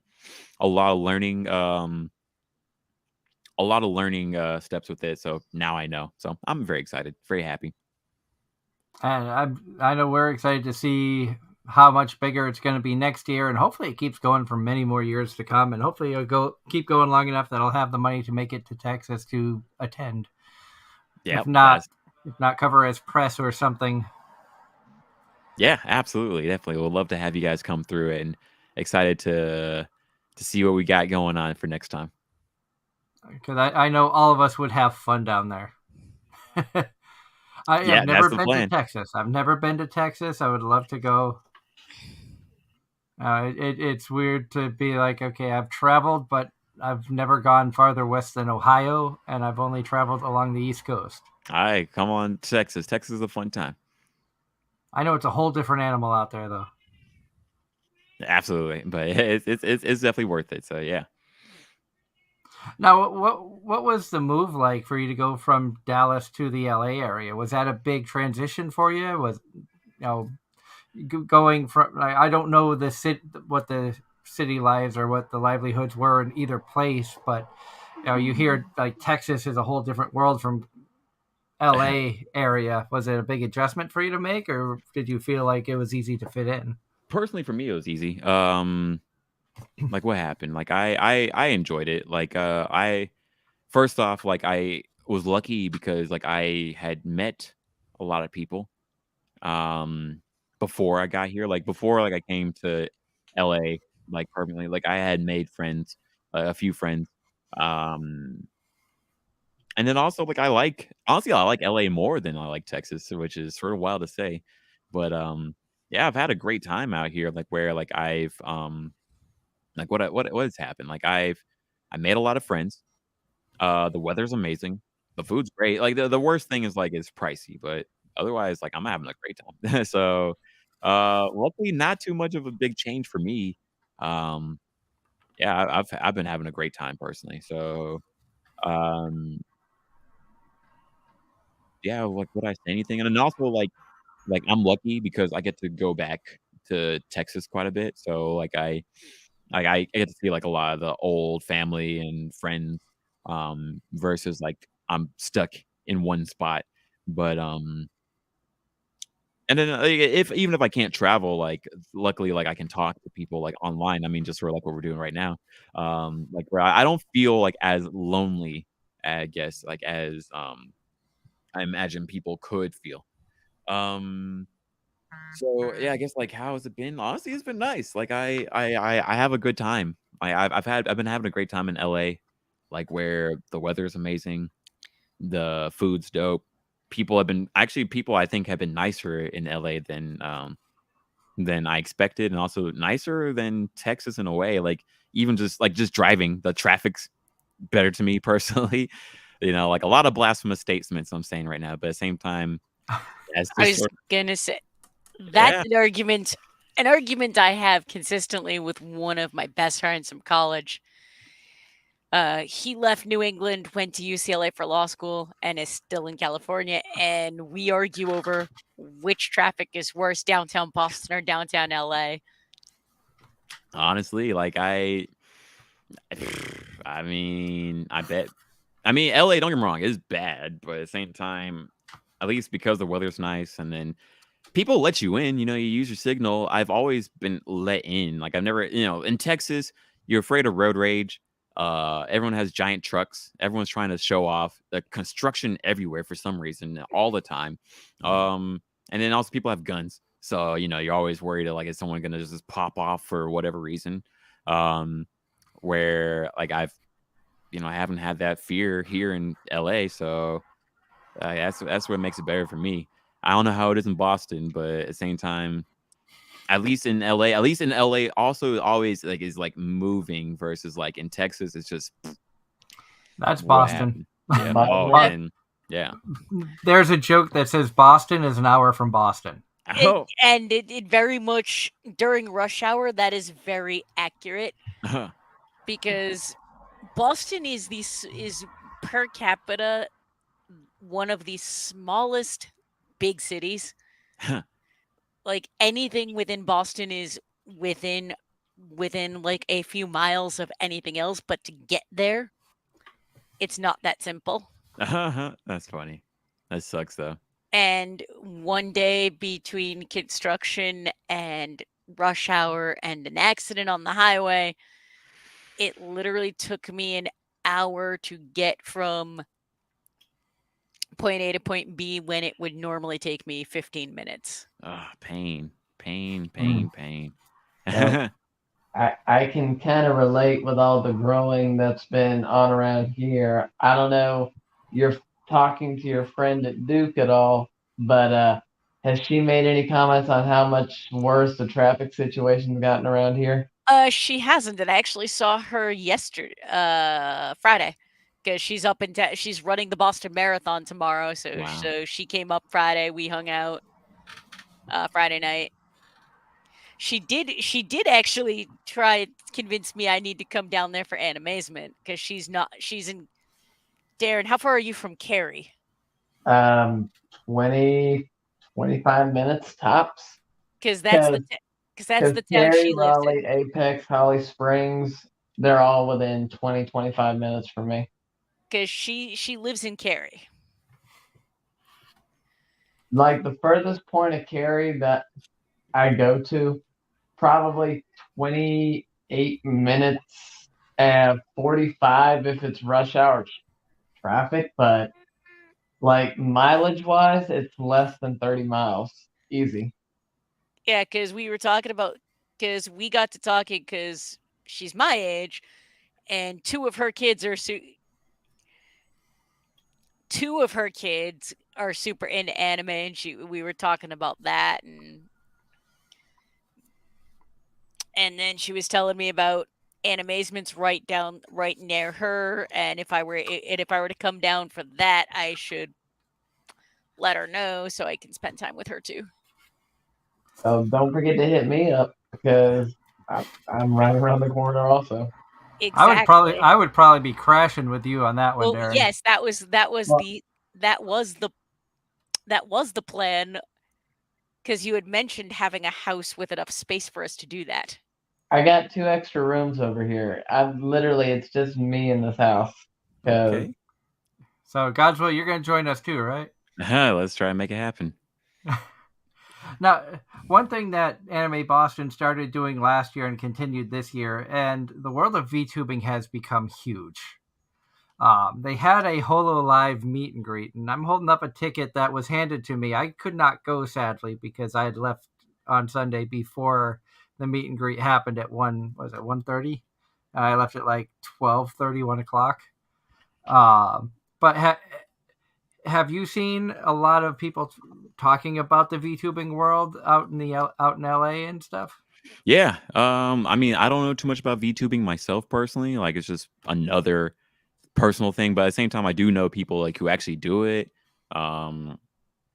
Yeah, I mean, like I'm aware of it. I've been seeing it more at conventions. I saw it at Crunchyroll Expo, like be like a main feature type of deal. Yeah, I've been seeing it like as more of a thing. There was a panel about it this year at PAX East too. Oh wow. Like that to kind of, that's how much of a mark it's become on the industry.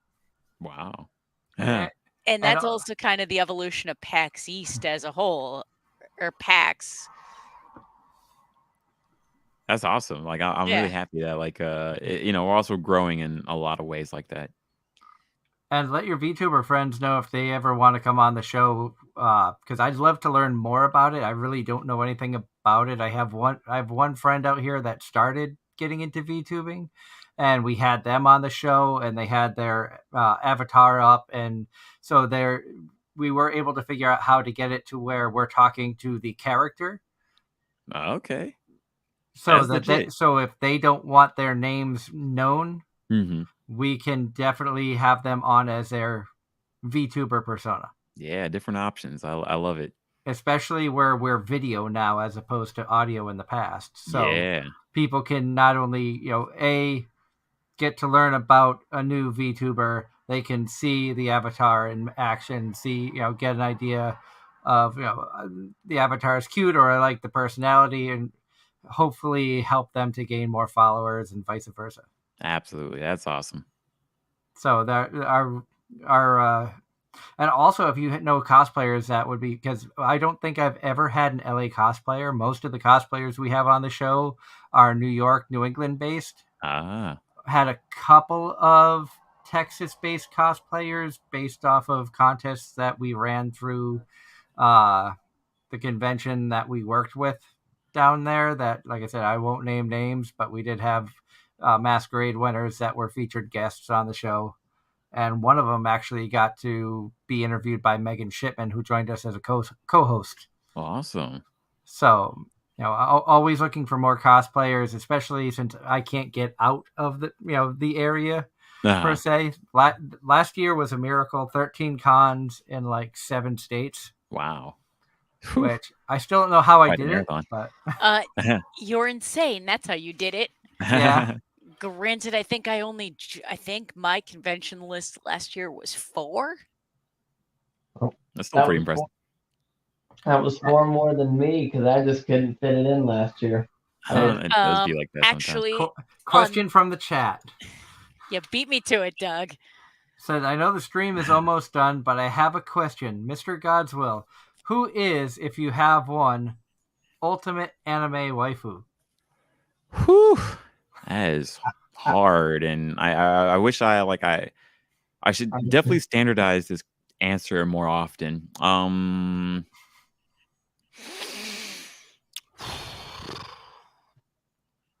Leave it to our audience to give the hard questions. I know, right? Like, what comes to mind is I really like from Steins Gate, Christina Kurisu.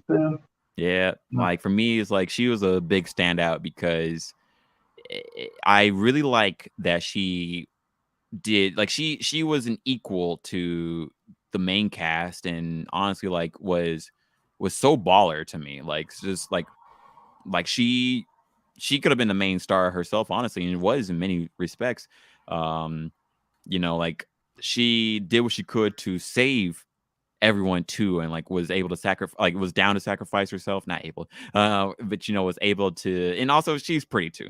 Although I usually like thick chicks, so if like at least personality wise, her looks wise, maybe like I'll either go with Yoko from Gurren Lagann or Robin from One Piece. Maybe I gotta think about that more, but this is what comes to mind immediately. Well, I like the fact that you have redheads on your list. Yeah. And it's funny because I was just thinking, I'm like, okay, who would be my ultimate waifu? And like my waifus have changed over the years as more shows have come and gone. Yeah. I mean, you have the classic waifus, like Holo would be up there from Spice and Wolf. Marin from My Dress Up Darling. Dress Up Darling, yeah.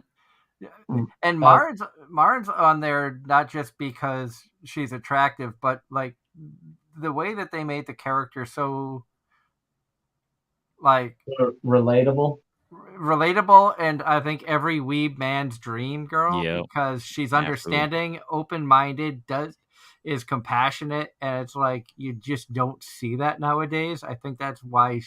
And I made the call, I think, last February after watching only like 2 episodes of Dress Up Darling, and I said Marin will be the, no doubt in my mind, she is Girl of the Year. Yep, everybody's like was so about her. And I didn't say she was Waifu of the Year, but I said she was Anime Girl of the Year. Waifu of the Year I would have given to Yor from Spy Family. Oh, yeah. Oh, whew. And see, that I actually have to agree with that. Yeah.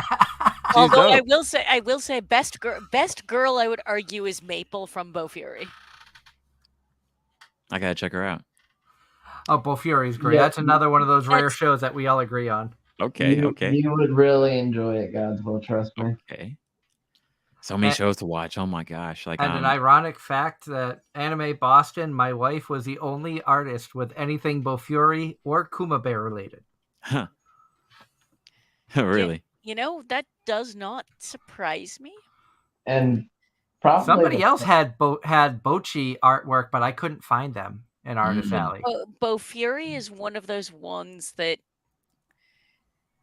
like we've talked about it way too much because it is the one show that we all watched. But at the same time, I don't think it's that mainstream. No.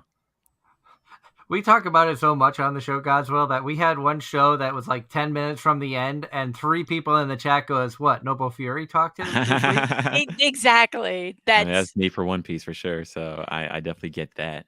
How excited were you when you saw that One Piece took over Times Square? Oh, I was super. I was there also, and I had something like I'm still stunned that happened. Like I absolutely like super happy that that was a thing. Because and goodness, I will say it was really awesome. I've not seen One Piece. It's at the point where it's a little too much. I respect it. as long as you respect it, that's a No, big thing. You know, a lot of people want to be. I Yeah, a lot of respect people. it. I recognize that right now there's just way too much for me to go back and watch. Oh, oh, I'll wait until it's done.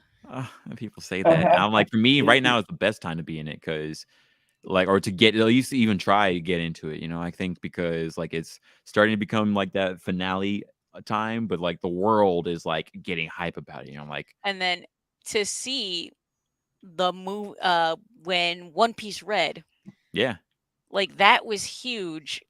Seeing that like all in the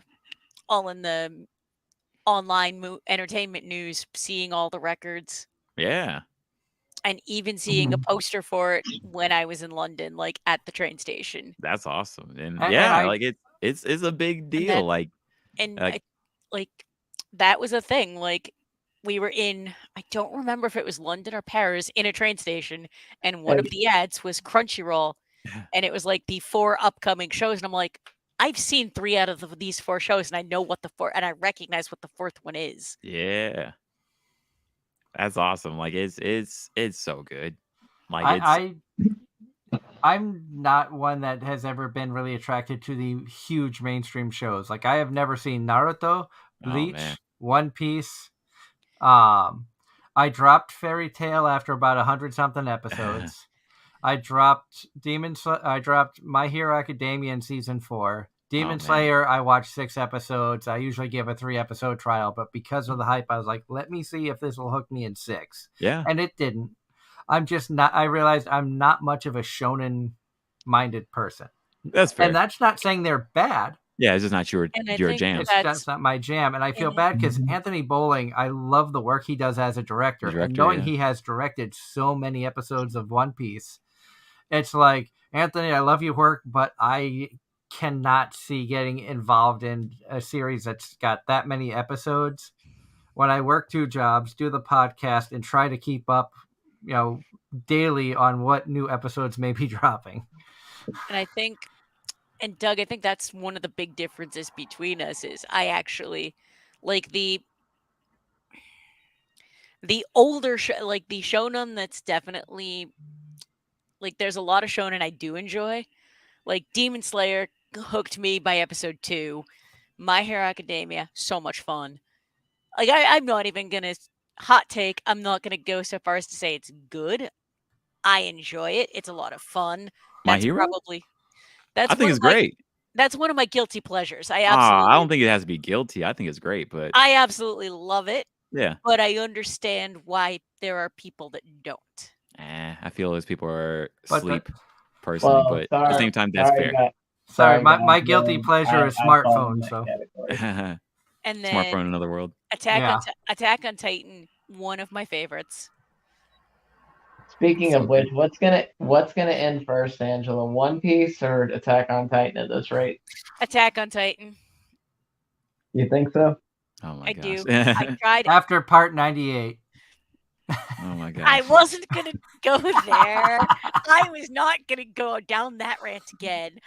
I'll still be a better anime than Conception. I tried Bleach back in the days of bootleg. Look, I would say like you're not missing like everything, Doug, that you listed out personally. You're not missing. Like I watched all of Fairy Tail. Don't worry about it. Bleach. Don't worry about it. Naruto. Dope, but also don't worry about it. But I would say because I've seen all of these. all of them, all the way. I'm watching. Hell, it's even sort of heretical, heresy for me to say don't worry about Bleach. Is that's a Viz show that was coming out right now, I or Naruto also. back in I Heresy. the did. back in the I did all of day. Dragon Ball. One Piece. Gosh darn it! All right, look, I get it. I know it's so many episodes, but I've never had a show that's changed my life Back in the like One Piece. day, my buddy had a bootleg DVD of Bleach. I tried, but it was definitely, you could tell it was a bootleg. The subtitles were so bad because you could tell it was not subbed by someone who spoke English as a first language. And as someone with an English degree, the sub was so bad I couldn't do it. And I kept trying to find it because back in the days before streaming, we're talking middle 2000s, I could not find season 1. And subsequently, and then it got to a point of I gave up on trying to find it. Then you get all the streaming services, and there's way too much, and it's like, I don't have time for this. I'm gonna watch the thing that's only 12 episodes. Yeah, I don't blame it. I don't blame actually, like, for everyone that says like they don't have time, I don't blame you. Like, there's just too much that's going on for sure. So I don't blame you. But I will say, It's a classic, and I know that minus the filler stuff, I'd actually enjoy Bleach. yeah, there's so many, like, long running shows. I don't blame. There's so many. There's too many things to watch. Exactly. Yep. But I will say one more time. You know what I'm saying? One Piece. On that note, it is 10 o'clock Eastern here. We want to thank you, Godswill, for joining us tonight. It's always an honor and a pleasure to have you come on and chat with you. Thanks for having me on. It's fun to talk about this, and it's nice to think, to remember like how far we've come as a medium, honestly, and as a fandom. Yep. And also, before we let you go, I'm sorry, Darren, before we let you go, Godswill, we always want to give our guests a chance to plug themselves, social media, anywhere our fans can find you. Yeah, absolutely. So I'm everywhere, on Facebook, Twitter, Instagram.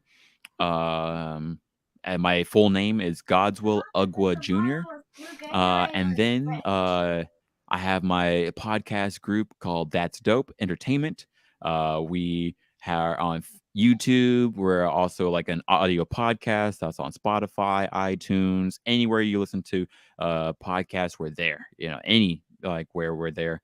We're starting to put out like more shorts, and then also like on That's Dope Entertainment. That's where you can find out more information about Waifu Expo. Whenever we start talking about that, also at Waifu Expo, you can follow Waifu Expo on those handles on Twitter, Instagram, Facebook.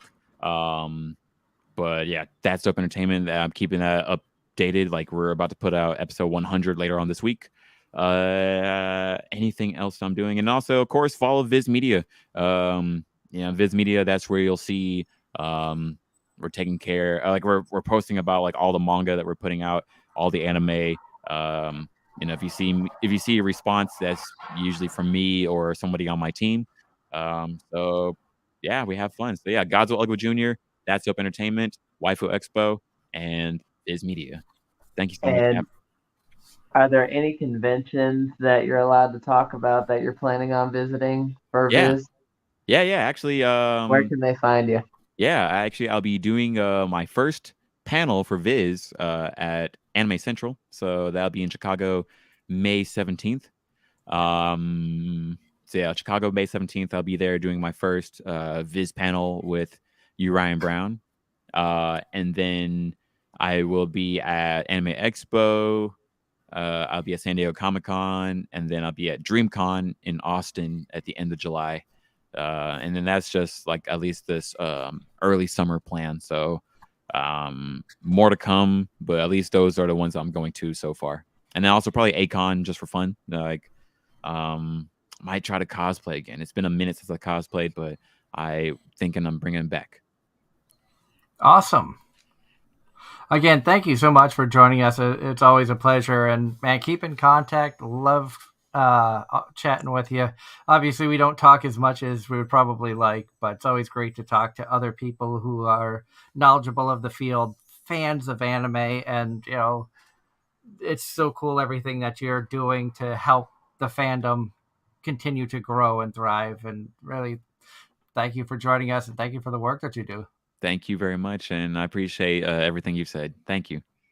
Until next week, I don't think we have a guest lined up, so we're probably going to talk a little bit about the spring season, what we're watching, what's going on, and other random nonsense. Maybe the chat will try to distract me like they normally do. So definitely want to tune in for that. So until next week, this has been Anime-Zing Radio here on Facebook, YouTube, and Twitch. Have a wonderful week, everybody, and stay safe out there. Night. Good night.